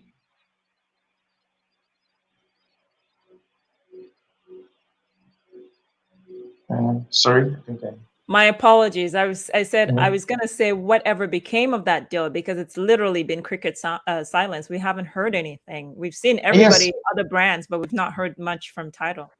And because it's still the same business. You can't say you're in Africa and have your office in Dubai. You know, you're not in Africa. You just exposed your app to Google Play Store. So, but if they will they should learn from the aggregators. Empire has a strong presence in Africa, retaining Eze from Universal, retaining Bolaji from Ingu Mind, Bolaji Olamide's distributor. That's a wonderful presence, you know. Even the American team is coming. I saw the CEO with Olamide and Bolaji. That's impressive. Like the CEO of Empire having one-on-one relationship with the African team. Yeah, and they're just an hour or so from where I'm at, San Francisco based. And you know what? I'm curious. Maybe that a lot of that also has to do with the fact that the CEO and the core team from the executive level are, you know, children of immigrants, first generation immigrants, and they come from continents that replicate and very similar to ours, where they are all in. It's not like this foreign land, you know, or foreign continent that they can't dive into. Maybe that's part of it as well. I believe so, because Empire is heavily invested in YBNL. I'm not talking about money. I'm actually talking about, you know, putting resources behind Abin Olamide on CNN African Voices. The kind of resources that isn't put behind Fireboy. It's not just, you know, this is not money working. This is, I mean, employing Titi from Africori to now lead more like the A&R playlisting, pitching like a more local approach. And then you talk about 1RPM. 1RPM setting up office in Lagos, retaining Osage. You know, that is doing the work and reaching out to the market. You know, and that is investing in people. And then you have Vidal investing heavily in Empower, you know. So for me, the landscape of the market now is that the content providers and aggregators have moved in and they're doing the work and they're doing it well. I'll be very honest, because you're working with people who have invested their life and career over time in that space. Now we're waiting for the DSPs who has the distribution infrastructure. So I'll give you an example. there's a major problem nobody's talking about, and I'll give you an example.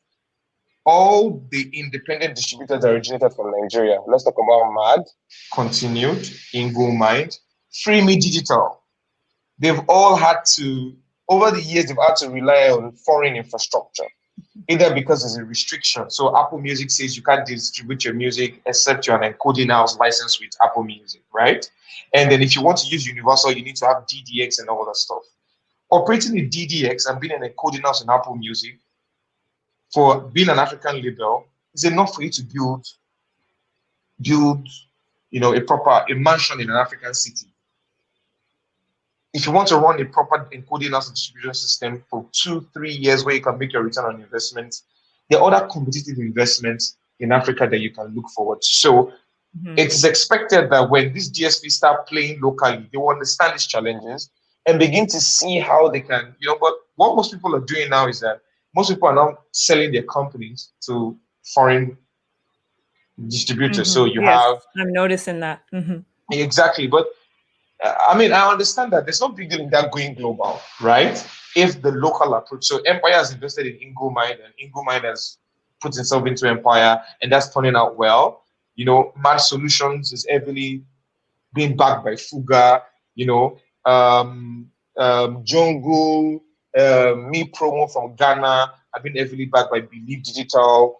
Africorito has invested in a lot of gospel labels and artists. So, that's a good start, and we need to give credit for that.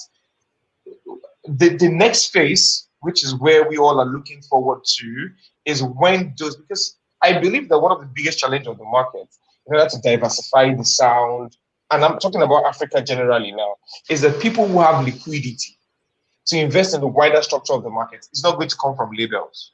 It's not going to come from distributors. It's not going to come from DSPs. They're doing their part. It's not dawning on me that this has to come from people who are heavily invested in the progress of. They've looked at the progress of the market. They have enough money to diversify. They can bet long term, and they do not have all that capital expenditure apart from investing. If what I'm saying is making sense to you, it's like whatever they have, they are willing to spend. So that's the situation of the market now from a top level point of view. So what we are asking now: who are those with the money, and who are they? Are they willing to spend? Are they willing to invest in labels and have labels grow? Are they willing to invest in the process? And I'm happy about that because I think I can talk about it here. Splice has reached out to us because, like you said, Splice has reached out to us because they've hired his name is Taiwo Hassan. It's actually of Nigerian descent and is the head of diversity and culture at Splice. And Splice is like a sound pack beat store, and he has reached out to a lot of us in Nigeria here, willing to invest in SARS Academy, willing to invest in the producer culture.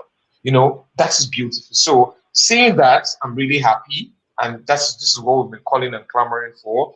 And we're also looking forward to the next stage.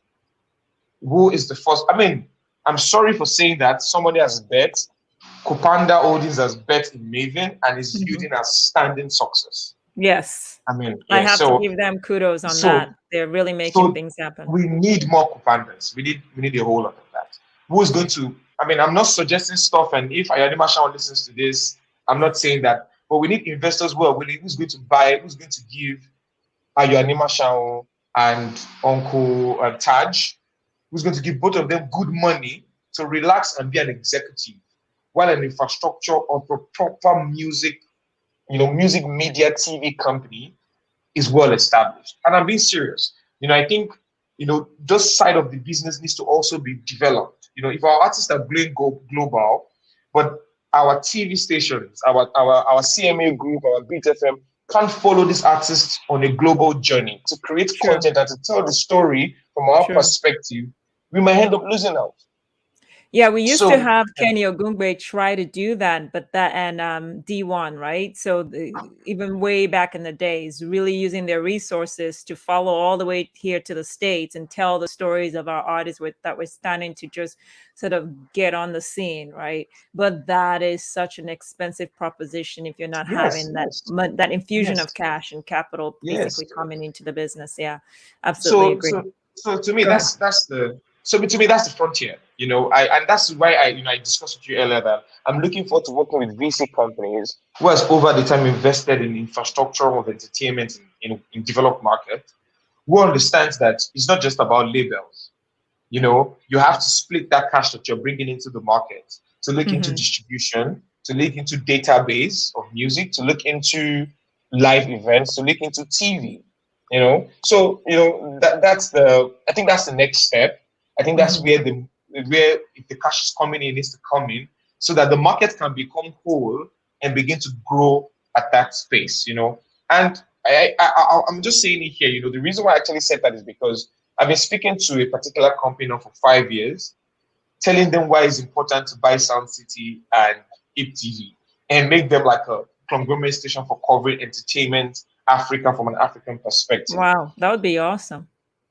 And the person reached out to me last week and said, I think we should have a conversation and sit down about this. I think it's something we can look into because whoever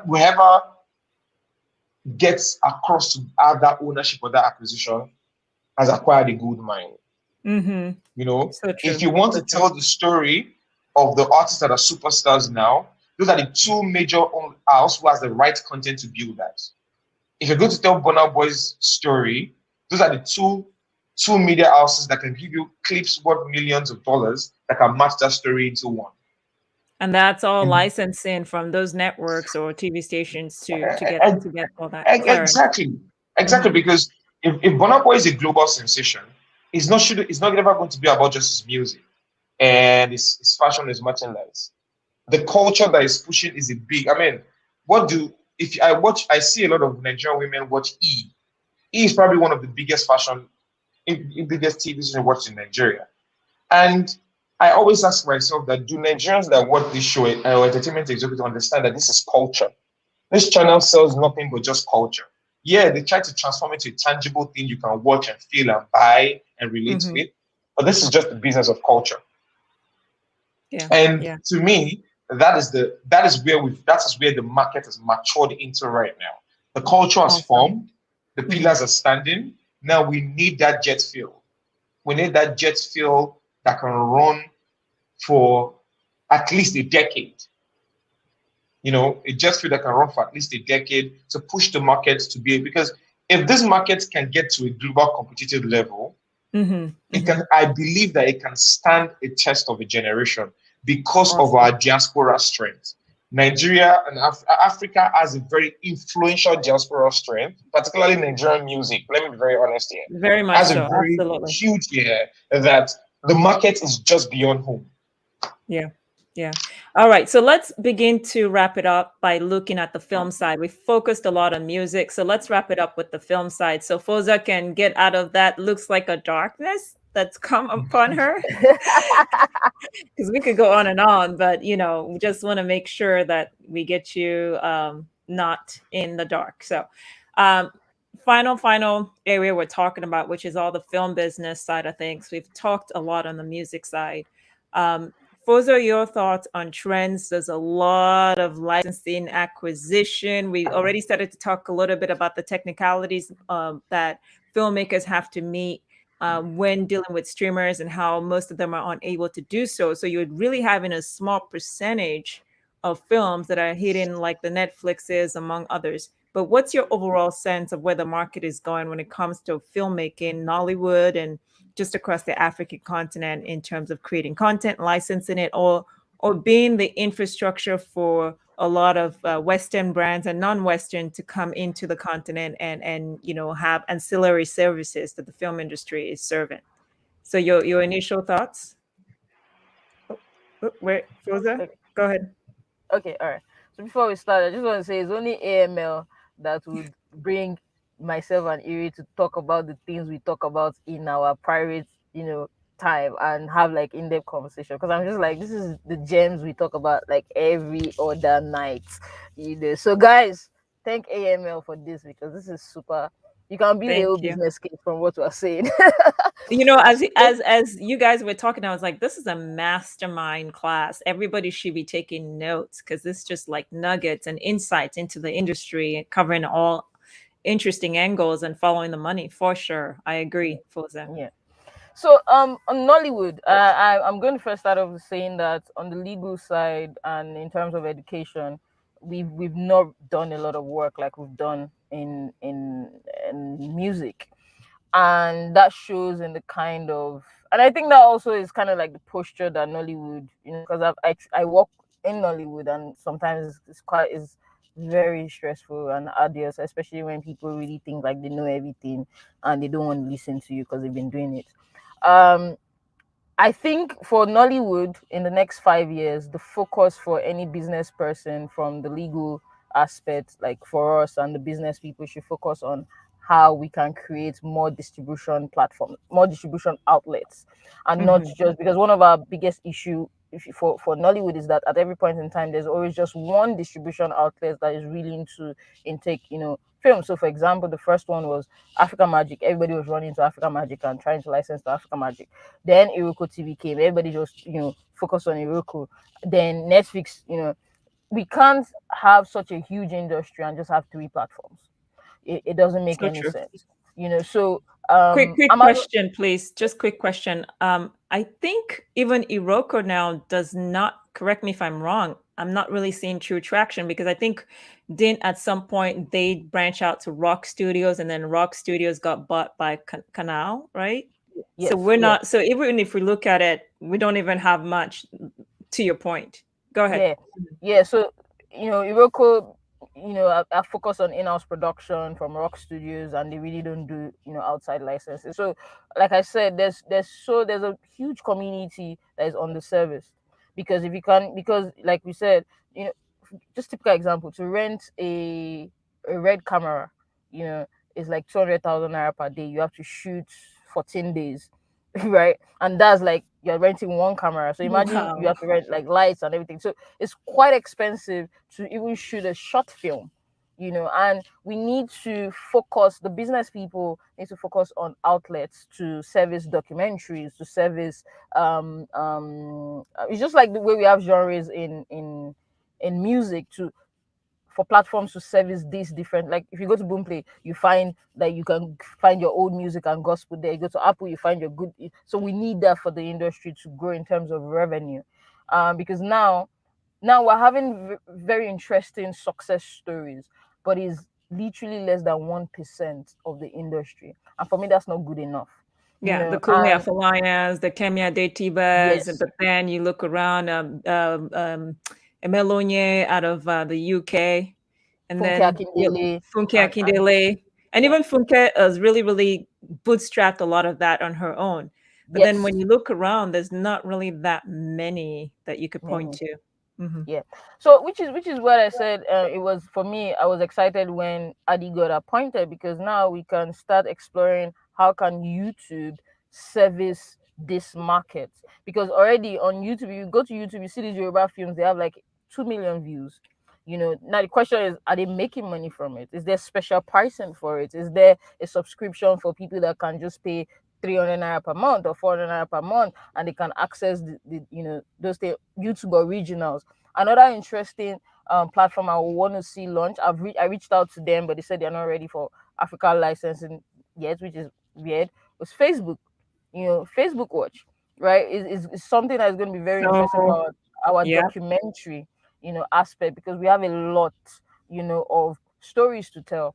But we have to give extreme I think we kudos. would overtake once they know we will overtake, because even I was just reading the news on the music side of things about how Facebook, TikTok, etc., are contributing at least over 200 million to like the Warner Groups, etc., in revenue, since they've now integrated. You know how you go on Facebook, if you post something on your story, you Yeah. can now include music, right? So those are licensing fees. But I think Facebook already knows Nollywood, with how dramatic we are, we'll just overtake all of that. So they're It'll, waiting. it'll be crazy. It'll be crazy. And I just really hope they have right conversation with people. I know Amazon is already in the market. They've appointed a team. Netflix after 3 years of R&D, have appointed foot soldiers on ground, and they're all in training right now. So right now there's a lot of knowledge transfer into the business side, which is good.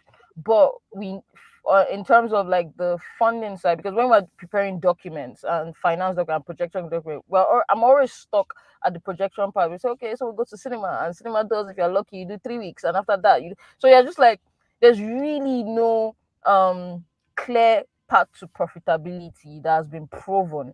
Investors are asking you, what is my minimum guarantee? And we're stuttering because I would never put on paper saying we will make this money back from cinema, because I cannot guarantee that.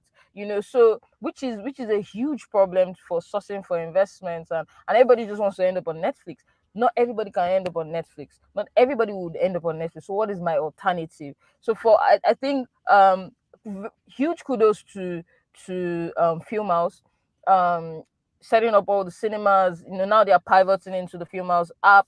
I'm looking to see how interesting that will. I'm already a subscriber because I go to the cinema a lot, and I do regular. Right. So for me, it's like this culture is becoming interesting. They've been very avid in building a cinema culture, which has helped all around. Shout out to Ebony Life and Moabudu with the amazing collaboration she's been doing. She just launched the story aspect, which is saying we have so many stories to tell. I'm partnering with Sunny, to explore this story. So everybody send in stories we can explore. She has tied to deals with Will Smith's company, which is interesting. So these deals are. But then again, you see that she has built the social capital, she's built the data capital, she's built the results capital to have to walk into the rooms and have this conversation. And so one thing I know about Mo from the outside is she's a hustler, and she goes for it. And so all those times that she travels to the US and knocks on doors and try to position to get it, and we're seeing the result. I kind of feel like we need more business-minded people, not just filmmakers like Mo, to do more of those things on the talent. Last week I was looking for a talent manager for an actor. I could not find. That is stressful for me, because now I'm having to double as I don't want to be managing actors. I just want to do business development that legal for you, but because there's no agents, so we need a lot of structures to be set up on the technical side in terms of shooting the film, the crew, and everything. There's rapid improvement. Afrifa has been wonderful. We've gotten so much better. Oh my gosh! Yeah. From what Afrifa has been wonderful in giving free classes. There's Lagos State has been wonderful in giving some free classes in partnership with Ebony Life. There's Temple Studios that set up this huge post-production. What I think one of the biggest in West Africa right now. There's one in Morocco also. A studio in Morocco that is amazing.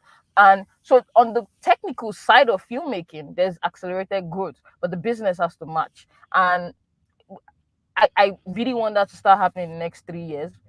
But for me, the first key one is creating more distribution outlets for the content that we have, because we have so much content. And you know what's crazy? We think we're shooting movies now. If you see what the Gen Z children are doing on devices, right? That's like, it's so interesting when you were talking about the amount it takes to just shoot a movie, and I'm like, I was thinking in my head, and most of the Gen Zs are just using their phones literally and putting some great production value out. Even down to the new thing now is the vlog, right?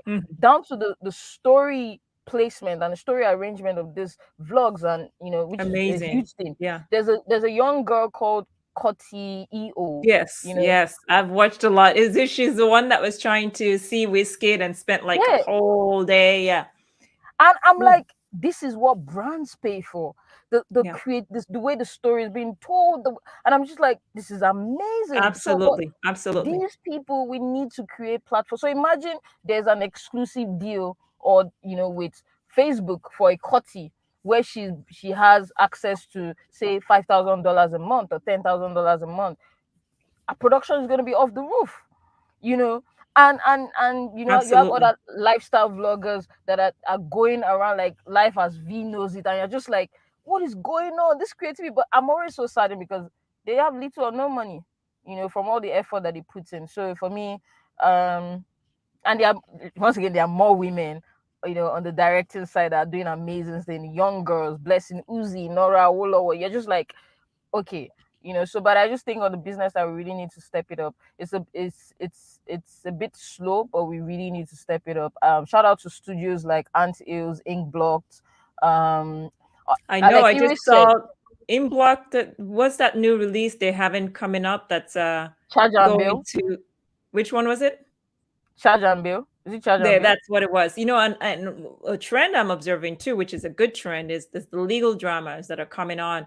But the Castle and Castle through Ebony TV, Ebony Life, and then you have the Charge Charge and and Bail, Bill. and then even the small claims courts that didn't used to be there. We at least have two major small claims shows. Um, um, Yeah, on Africa and Magic. they're making a lot, not just Africa Magic. Judge Fumi, what's her last name? Asao, I think, who has content on YouTube that is doing so well. Remember when it was barely could get 500 views? Now it's like 40, 60,000, 70,000, and like 80. No, is it up to 80 yet? But at least up there, 70 something episodes, right? So just really seeing a lot of traction in that end. But you were Yeah. gonna finish Yeah, I what you want. were saying. Go ahead. Yeah. So I want a major shout out to Funke Akindele. Oh So man. in an industry where she figured out like what she has built with Scene One, I'm projecting, right, that Scene One is part of one of those local entertainment companies that is going to have investments, in the next 3 to 5 years, would have investments, inflow of a minimum of $100 million. That's my projection between Ebony Life, Funke Akindele Bello's Scene One Absolutely. TV.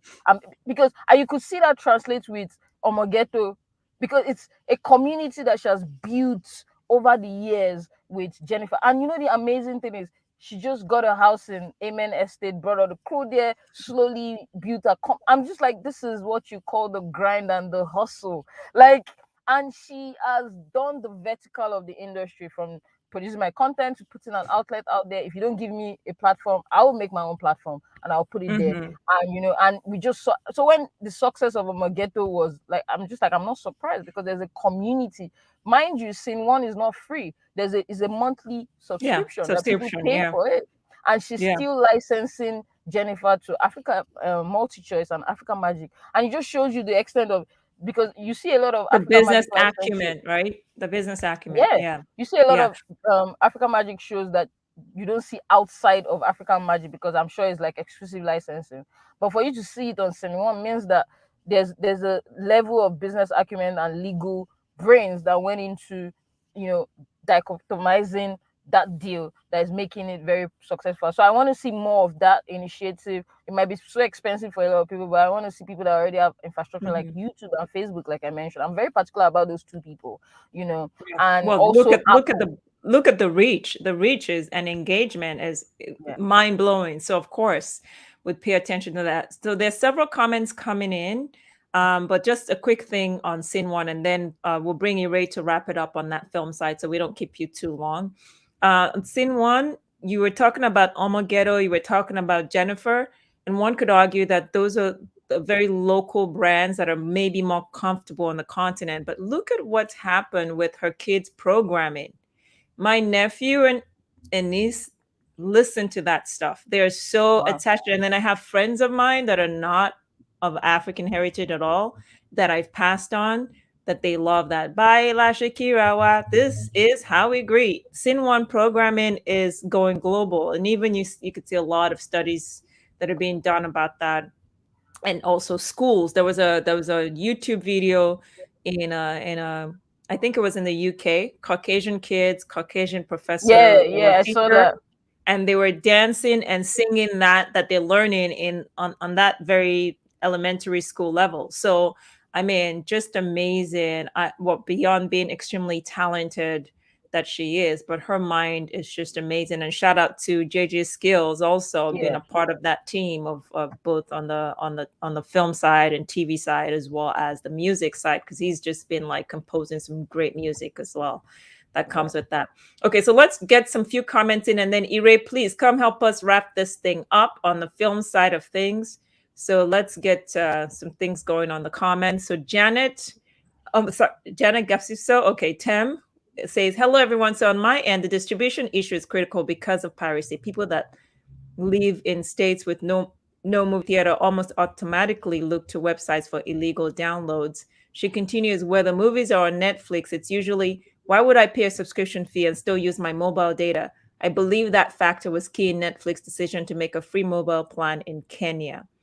And then Oladimeji says, super excited at the level of Foza and Ire's focus, dedication, and optimism. Ms. Uduak, please check your DM. I'd love to build on this dialogue with these great minds. All right. Foza, on the discussion relating to what Tam said, any additional things you want to say regarding that? On, she's saying distribution is a critical issue as a result of piracy. So because of the infrastructures that need to go in for movie is quite different from music. Because music you can just do it digitally and people like it's easier, but for movies because every time I go for Afrik, this conversation keeps coming up, and the peculiarity of states. So for like Filmon's argument for the longest time is they're a business and they always have to study the market, before they move in to create a new cinema or whatever. And for the longest time, Film House keeps telling us that their biggest revenue market is from the biggest film market in terms of cinema has been ICM, which is Silverbed, right? So those issues, that's why I'm hammering on distribution, outlets, right? Those issues cannot be really solved by private companies or investors or whatever, because it's too, except you are seeing like $1 billion investment that comes and there's a chain of cinemas, which you can't even just do any kind of cinema. You have to, 4D would not work in, say, Sokoto, for example. Nobody wants to feel, first of all, they don't even go and watch film. So why am I feeling water on my face? Right? So it's in those, I think for each country or each state, we have to be like we said in the music, you have to be intentional about the local solution that you're providing, right? And when there are more distribution outlets and creativity in terms of distribution outlets, it works for everybody. Piracy cannot be killed 100%. People still pirate Avengers, they still pirate whatever they want to pirate, right? And it's piracy is more, reduced when there's more education than the technical solutions we have to, because someone's mind, you have to understand that you're stealing for you to move from downloading illegally. So for me, it's, we need to figure out more distribution outlets across Africa. This problem is not just in Ghana. There's no film industry. I went to Ghana. There's no. I couldn't. They said I should go to one cinema. I was just like, I went there. I was just like, I'm not even encouraged to watch a movie here. So for them, they don't care. Yeah. All my friends in Ghana, when we want to watch movies, they download illegally and we put on the TV and they play. For me, I was very uncomfortable. That Ghana situation is so sad to some extent, because I remember when there was a huge flourishing of Gollywood, if you will, with Shirley Frimpong Mansell leading the way and so many of the other ones. And now it's almost non-existent in terms of that infrastructure. It's just sort of standalone folks doing their thing. And then you're seeing a lot of those actors migrate to the Nigerian movie industry to even just get visibility or be known. So that's unfortunate. Ire, Foza, you had more thing you were gonna say? Go ahead. Yeah. So I think for the piracy issue, like I said, is distribution, and we can't leave that to the creatives, the lawyers, and the business people that have to come together and fashion solutions that solves this. We can't just leave it to Film House or leave it to Ebony Life. We need more people, in that, business to figure that out. Essentially for me, that's it. Okay, so Ire, please close it out for us on talking specifically when it comes to the film industry, some of your observations on trends, issues, or things investors and overall stakeholders in the industry need to be paying attention to as we close it out. Oh, there we go. Go ahead. Unmute, please, Ire. Is it just me or we can't hear you? Can you hear Ire? No, I can't. Can you hear me? I can't. Oh, you're okay. Try that again, Ire. Can you hear him, Foza? No, I can't. Yeah, try that again. Can you hear me? Much better. Yes, absolutely. Go ahead, please tell Okay. us So your. I think that, I mean, just to start, first of all, let me start with Janet's question. Just to be very honest, right? We learned it from music, and it happens everywhere in the world. First of all, Nigeria is not on the top 20 countries with biggest piracy. I think America, China, and Russia, with the biggest economy, still have the biggest piracy. All I always say is that intellectual piracy happens majorly because of lack of access. You know, if I can't access something illegally that I really really want, and prosecuting me is very very, it's going to be very hard. People will just go for the cheaper and easiest access. So I always say the best fight against piracy is access.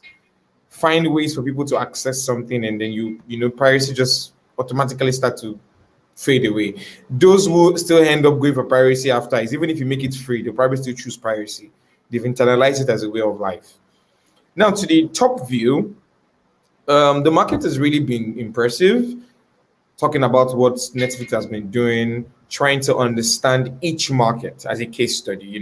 What you're offering Nigeria in a commercial deals is different from what you're offering South Africa, and what they're offering in Kenya, bringing free to the Kenyan markets, sponsoring, focus. I mean, director focused movies, sponsoring and focusing on directors, making directors tell communal stories in Africa, and both on the content side. And I think that the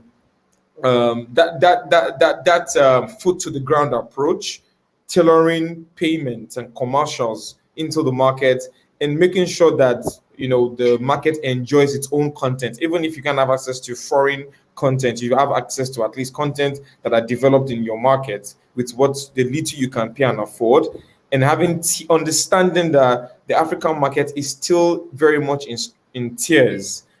Even in the middle class, there's a lower middle class, upper middle class, and upper middle class before the upper class. I mean, that's how it is in Nigeria. And then you can see that in Netflix payments, And I know I am impressed with that knowledge of the market, with that approach to the market, because it says one thing, it says a lot about them. Particularly, it says they're serving the market, but they're willing to serve the different shades of the market. And I'll be very honest, being a business person, I wouldn't expect them to serve all the market at once. I would expect them to serve the market and gradually continue to expand the market. And I like the fact that, I mean, from my own point of view, my experience, I know that all they're doing now is R&D.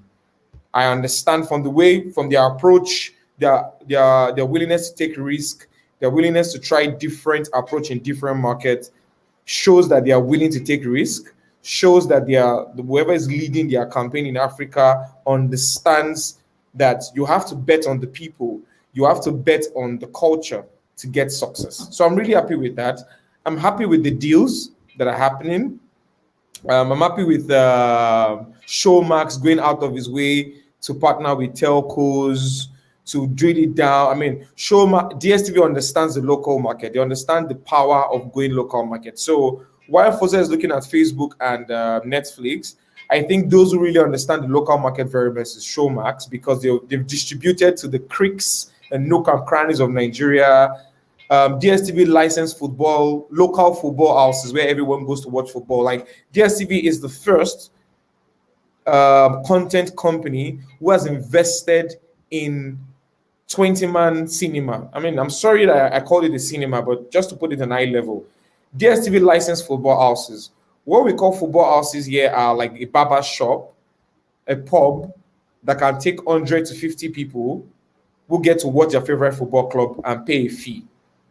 DSTV has a bouquet subscription for people like that. So if you in a far place outside of Lagos, in a rural community, you want to open a small business that can house about 50, 100 people at a time, and you don't want the full DSTV package, you just want the ones that show sports channels. DSTV has a licensing for that. And it also comes with banners for top football match, jerseys, games, and win. I mean, when I hear cinemas struggling with distribution locally, I laugh, because I'm saying there's no university in Nigeria that doesn't have a big hall. You don't need to take the screen there. You don't need to take the full experience to the schools. Take an approach first, and then you build on that. So if DSTV is able to license football houses that house 100 people, and every season these football houses, I'm sure if DSTV is willing to release the data, they make huge money from these houses, because I also know they enforce it. Mm-hmm. You can't run a business like that. DSTV is going to close you down, have you picked up. They have agents in almost all territories. In fact, they use their DSTV satellite installers as enforcers, who will ask you, who installed this for you? Why are you showing screen? Do you have license? That's a beautiful distribution system. And I believe that when Showmax tap into that system and start licensing football houses to show exclusive movies, Showmax has won. I don't know if they're thinking about that. But the moment they start licensing football houses with Showmax and say, okay, Showmax, you can now start showing exclusive movies just as the way you show your football. So you mean you don't have to start having a football culture that is majorly men.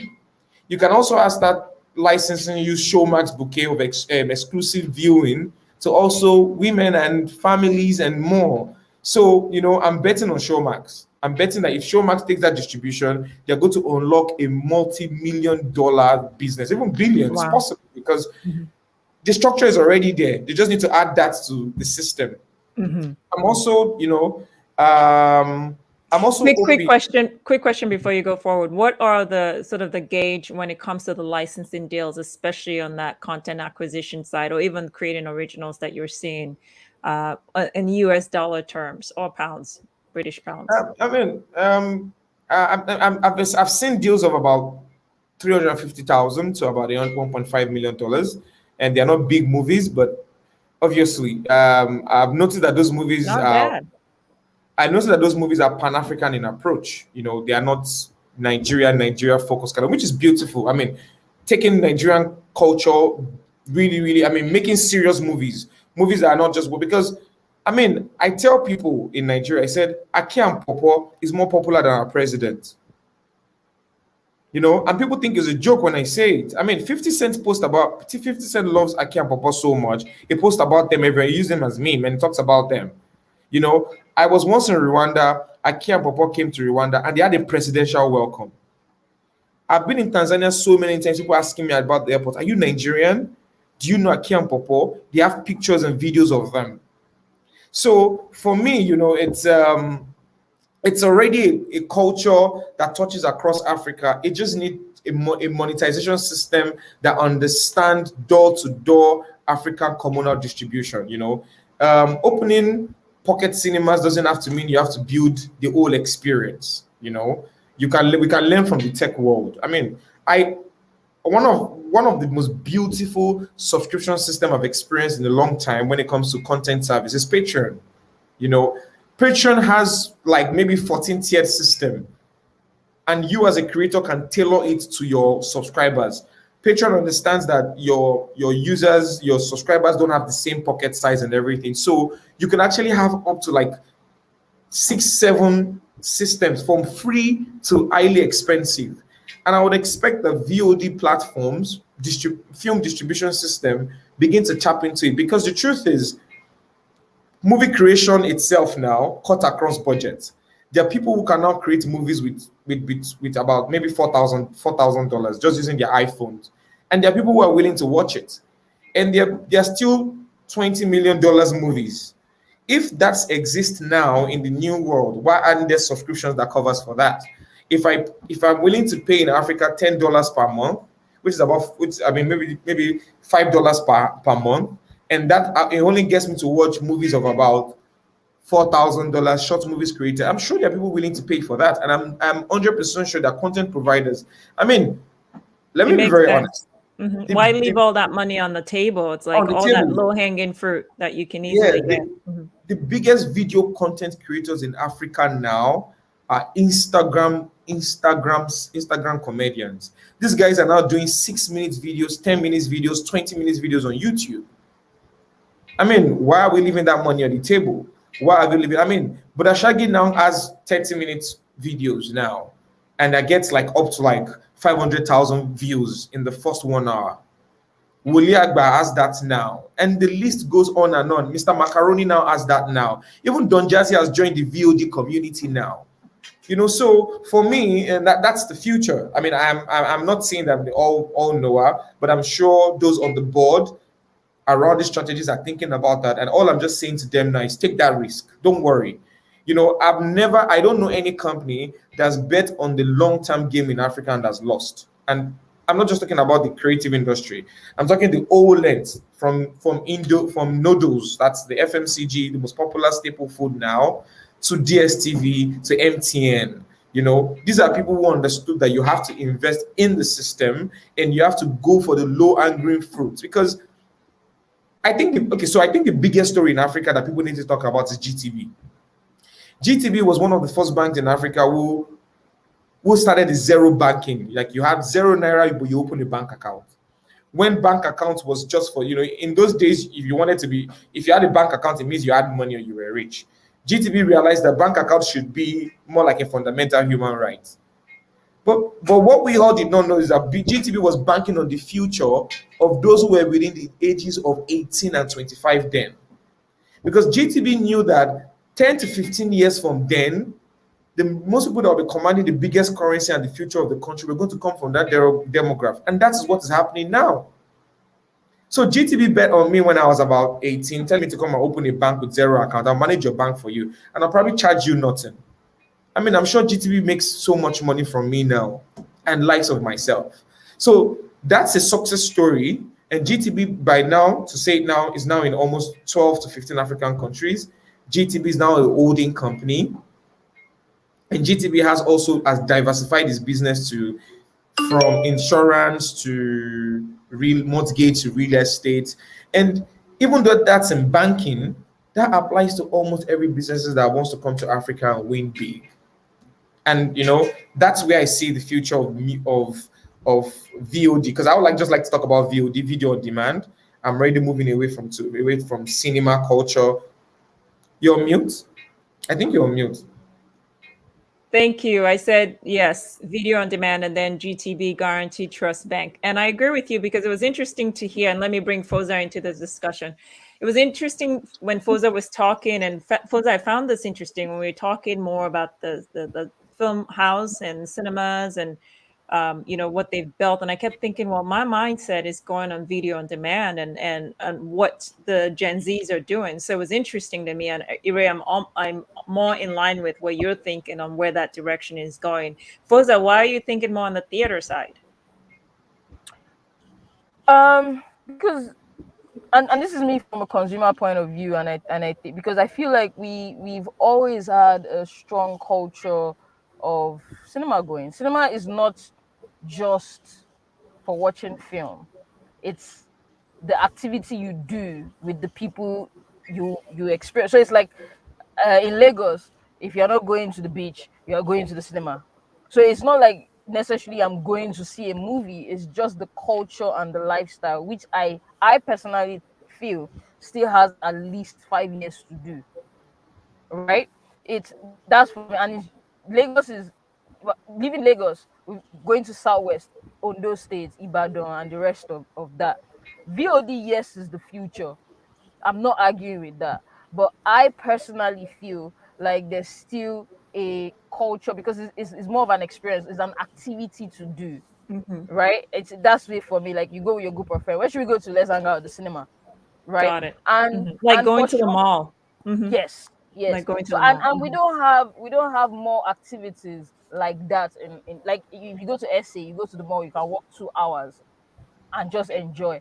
The only two malls that you can really do that here, and it's not like there's anything gang is ICM. And by the time I do 5 minutes around ICM, I'm seeing all the people I don't want to see. But do you understand? So there's no like mall culture of just walk like maybe when you like when you go to Westminster in London or Oxford Street and you just walk all the way.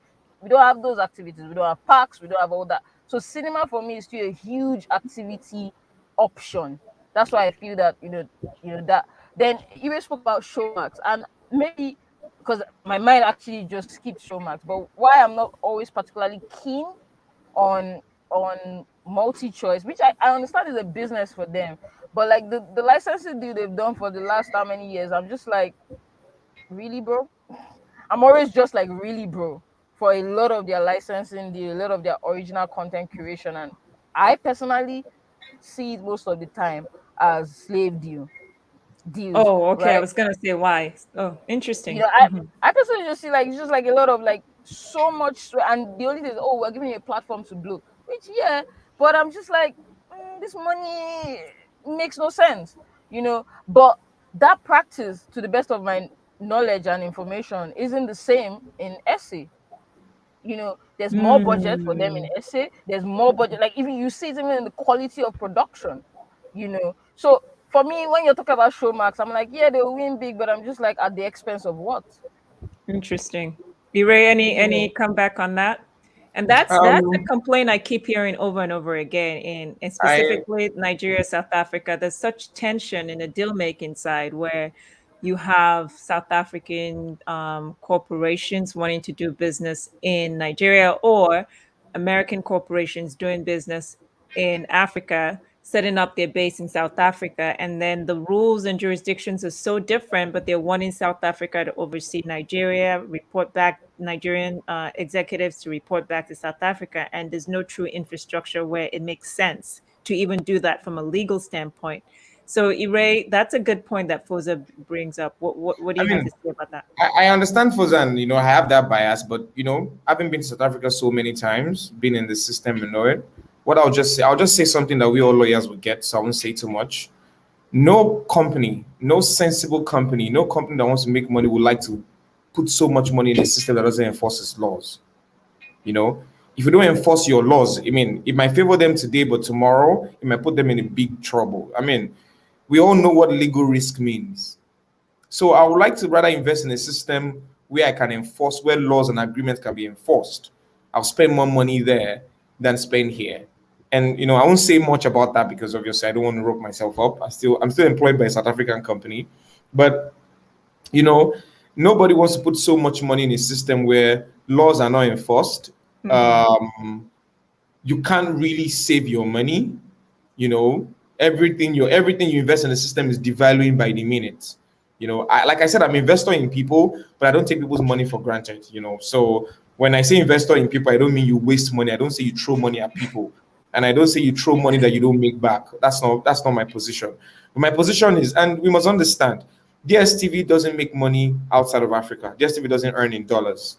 It has no infrastructure outside of Africa. If he has any infrastructure out of Africa, it's expensive. It pays a lot of DSTV pays a lot of dollars on the satellites that they use. Mm. So it doesn't make any foreign currency. It makes all this money locally. And if the largest market that it is heavily invested in is devaluing by the minute, I mean, we Mm-hmm. are lawyers and we are businessmen. Are you going to continue investing in that system? If yeah, I I invest, mean, I get you. I so if I get, I invest, get. yeah. So I'm saying that if I invest 1 million in Nigeria, and if I invest $500,000 in Nigeria, and it's Nigeria infrastructure, and I invest the same $500,000 in South African infrastructure, and 2 years down the line, the infrastructure in Nigeria has devalued so much, I can't even exit. I'm stuck. But in South Africa, I have exit options so much. I don't want to move out because I feel like if I keep going, I could get more. But in Mm-hmm. Nigeria, day in, day out, I'm losing value. Like, I mean, I'm not going to put money in that system. So, but is there a solution? There is a solution. And I'll say this election is coming 2020. I've said it again and again. If what creative people are 2020. going to keep doing, We mean what 20, we're in 2021. Election is coming when? 2023, 2023. Oh, yeah, 2020. yeah. If creative industries are still going to sit back and not have a communique and say the next president we are going to support needs to sign this, then they are not serious. If you don't have a if the creator doesn't have a communique to say we want to have a say in who is going to be the copyright commission, the who's going to head the trade and commerce industry. Yep. We don't. I mean, like I heard people asking people, you put pressure on the copyright director. Copyright director doesn't have a say. It's just the head of an agency under the trade and commerce. It doesn't have anything. It's just like a watch guard on his ministry. It reports to the Minister of Trade and Commerce. So until you have a serious Minister of Trade and Commerce who understand these gaps, who is willing to sit down and understand that intellectual property is a big business and all the investors need to be protected, both all the stakeholders need to be protected, then we are not serious. So I'm not going to blame DSTV. I'm not going to blame anybody. I'm just going to say it's still our fault. When we mean business, You know, when we truly, I mean, I understand that it's bigger, but how do you have 500 million naira fund? Let's assume that you have 500 million 1 naira for the billion naira. Nigerian. I mean, I don't even want to react. 1 billion naira, and in like 3 years, nobody has been able to access it. You don't Yeah. have a guideline for it. You know, so I mean, all these things are just lip services, and then you are saying, okay, you have a single digit investment for the creative industry, but it's 5 years. Who is going to make any money back on infrastructure in 5 years in the creative industry? Let's be very honest. And you have to bring a collateral times 2 of what you want. Of what you're asking for. So, like, I'm DSTV, I'm in South Africa, I'm getting a single digit investment over 10 years. Government is giving me land to build studios. They're upgrading the laws to allow easy enforcement, small claims courts. You know, they're having an IP review committee year in, year that the president sits with. I mean, let's be very honest. Compare that to what we have here. If you had money in your pocket, which are you going to choose? Which are you going to choose? I get you, but we're still going to call nonsense. Point well We call taken. it out. Very taken, but we still call nonsense out. When you're exploiting, we still call it out. Yeah, That's yeah. the So beauty of it. for me, it's a no-brainer. You know, I mean, if we want to talk about exploitation, it's happening everywhere. There's no distribution company in Nigeria that is signing artists under Nigerian law. Yeah, that's true. Because I've seen some of those So, I mean, contracts. so what are we talking about? Malaysia, South Africa. Those are the two key places. It's not A even few that. ones on the no. France law as US, well. France, US, yeah. Not as overwhelming on the US, although that's starting to come out, but overwhelming on France law, overwhelming on Malaysian law, and The UK. also a little bit of South Africa and UK. And we all know the rules of conflict of law. Under the intellectual property law, a creator has the right to choose the law that governs his creative work. And so, if you're talking about exploitation, then you might be ready to talk about it full blown. Like, it's the same thing, and this is not happening. I mean, I've seen companies here signing employees under foreign law. I had to stand up and say, no, okay, that's going to be late. Yeah, and they're trying to use a country law that's not part of ILO, International Labor Law Practices. They're trying to run away from it, and employees are signing it. And the Ministry of Labor and Productivity doesn't even care. So, you know, it's not, if you're focusing on DSTV, it's like you're trying to cherry pick, or it's an all-round thing. You know, Foza, it says you're cherry picking. No, don't cherry pick. Yeah, you have to. Yeah, you have to be honest. No. Wait. You have to be honest. Yeah. Pump the brakes. Let's pump the brakes. Yeah. I've seen agreements. Wait, pump the brakes. And I've seen agreements where the lead talent has to shoot 200 and something episodes, and you are paying less than $1 million. And I have to show up like naira, million naira or okay, yeah, million. Oh wow. Naira. The conditions for working, like the welfare condition is horrible. Like, these are the little. I'm not even my.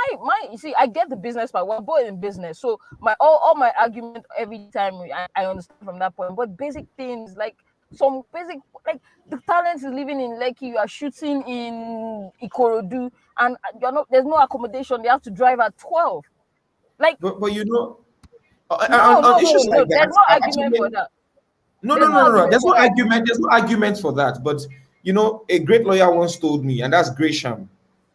A great lawyer once told me, and it's something similar that you always say, Foza, like, I'm not going to be DSTV's lawyer, offer you a contract, and also negotiate that contract for you. I'm 100% sure if you were the lawyer to this creative, did you accept those terms? No, I did not accept it though. It's simple. The person lost the job. Exactly. But the thing is, for that person to lose the job, 10 other people took the job. So it's very frustrating. I'm just voicing my question. That's where I come in for you. In America, there are standards that agents, I'm not even talking about movie agents must follow. In America, when you're shooting a movie, there are standards there are things that must be present. You do not even have to be in the contract. It is an unwaivable right. There are some rights you cannot waive. Which was why because we have the unions, the guilds, etc., to exactly. ensure all those So things my are point is streamlined. that in Nigeria, there's no rules of engagement in movie production creation. You don't expect a private company to create a modus, an expectation that Operandi. puts more expense on it. Mhm. So we need to tell ourselves the truth.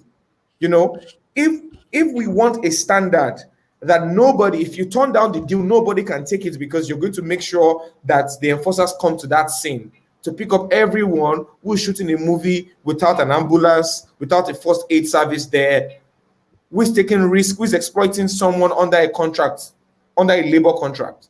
Then we need to speak to our trade and commerce system to recognize these standards.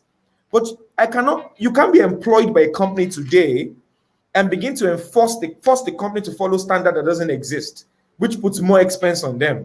How do you want to justify it? So I mean, If Uduak employs me in Nigeria now, and I tell her you have to make sure you pick all the workers every morning, and we have to buy a new bus, and she asks me, "Is that a standard practice in the industry? Where is the law?" What am I going to say to her? Like, oh no, it's just the right thing to do out of moral goodness of your heart. But there's no law that asks her to provide that. So how do I justify the expenses? So my point is, I understand your point of view for your moral and what you expect. But you see, the moment you begin to work in the corporate world, you realize that there's a reason why they call players stakeholders. They call them stakeholders because everybody has their own part to play. And the moment you begin to dabble in the stake of another, you're passing your bound. You begin to have questions you have to answer. And so that's my own position. I'm not saying these are not moral things to do or the right things to do, but you have to start asking yourself your question: what role have we played to put those standards into the system to ensure that lawyers on the other side don't face a dilemma? So I spoke to a very senior, wonderful lawyer at Ajayi, at Alukwano Anybody. And I was bitter. I called her to a meeting. I was bitter about so many things in the sector.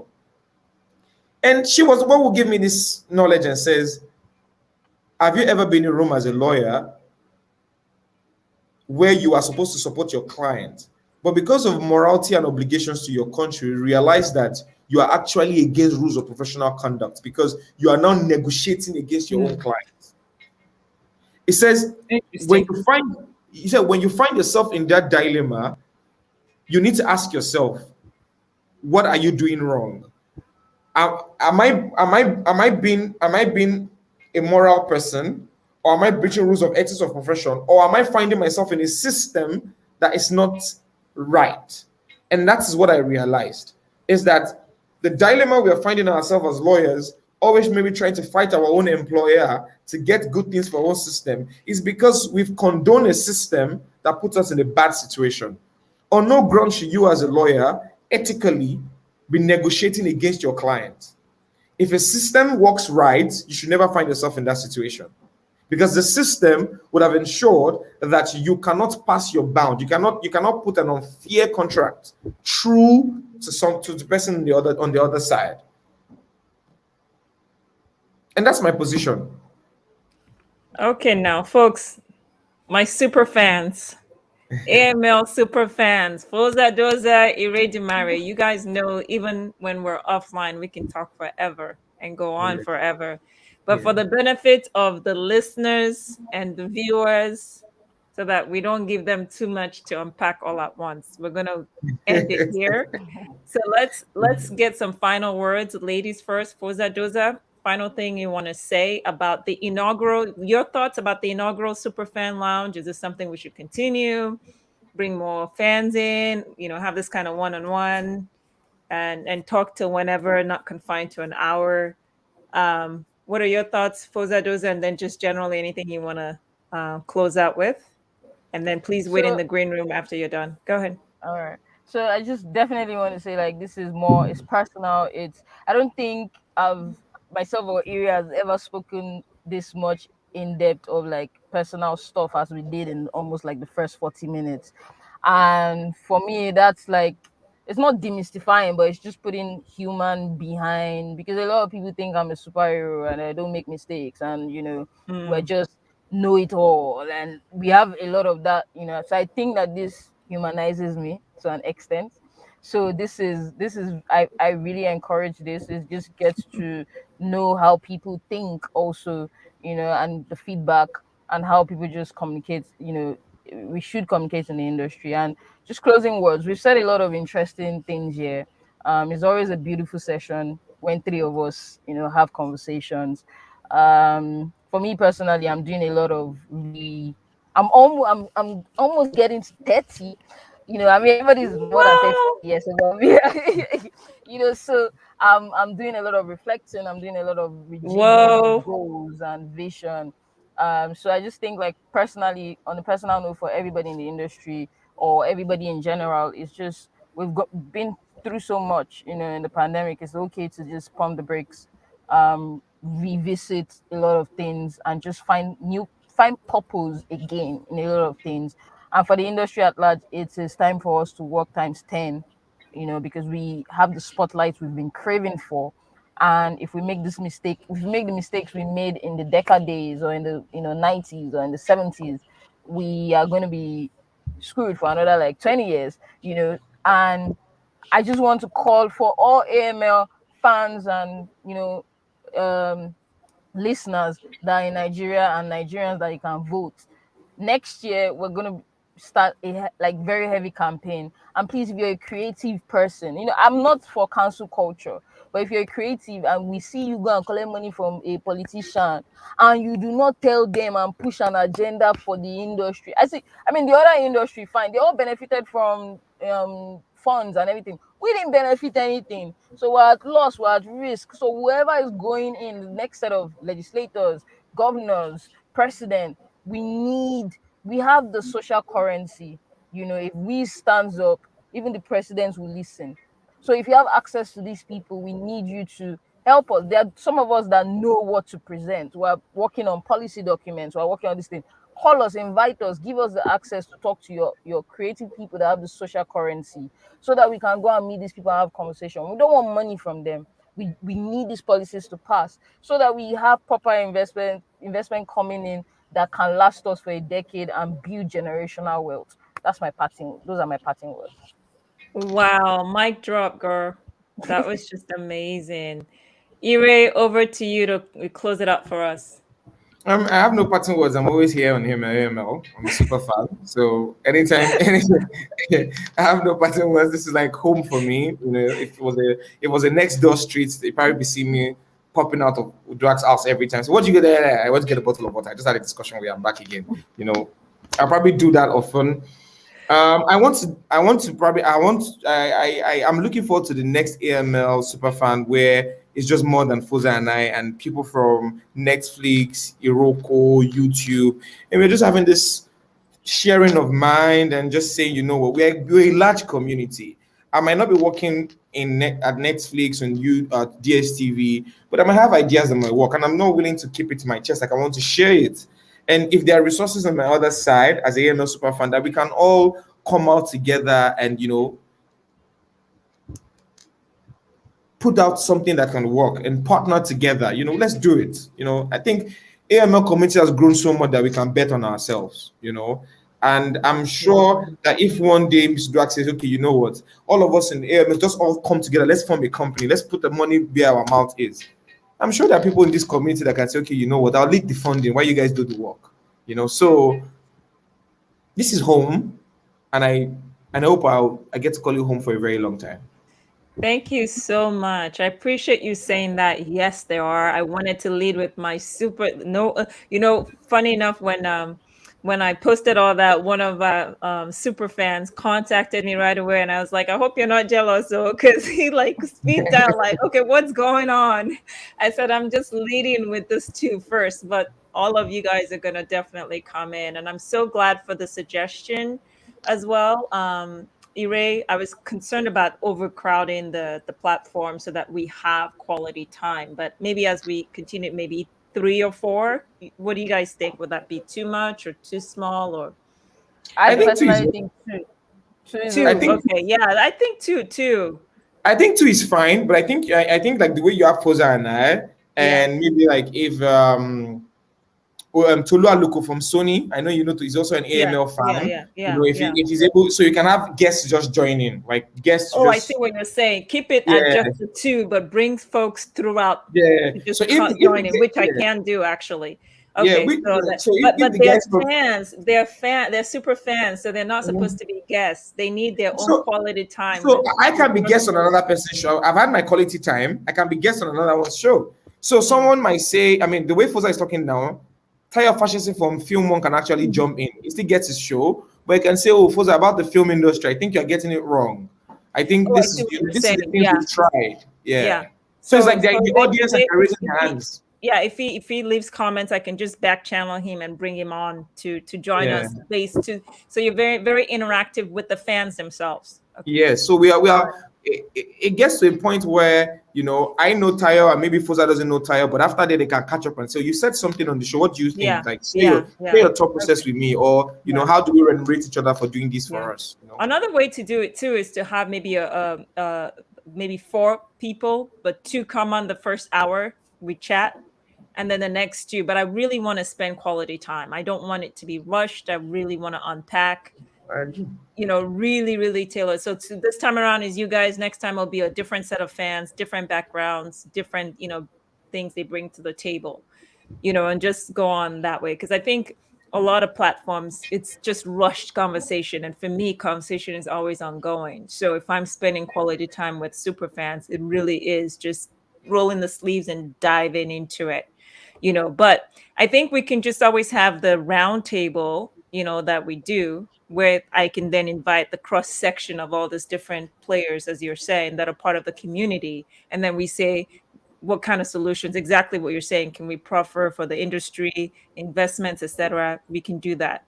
But for the super fans, Foza, I agree with you, Miss Foza. We need quality time, Ire. Yeah, I agree. I mean, I enjoyed my quality time. Maybe that's why I want to just join someone else. All right, thank you both so much. I'll put you in the green room. Join you very briefly. Let me just close it out and with everyone else. Thank you so much. Thank you. Whoa! Oh my gosh, folks, that was amazing. So many nuggets that even I learned from Foza and Ire. The conversation is never boring. There's just so much to learn about the industry, different areas of growth, trends they're observing as well.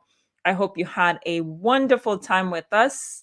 We will catch you next week. And please, as you already know, feel free to just go directly to the website, to subscribe to Africa Music Law.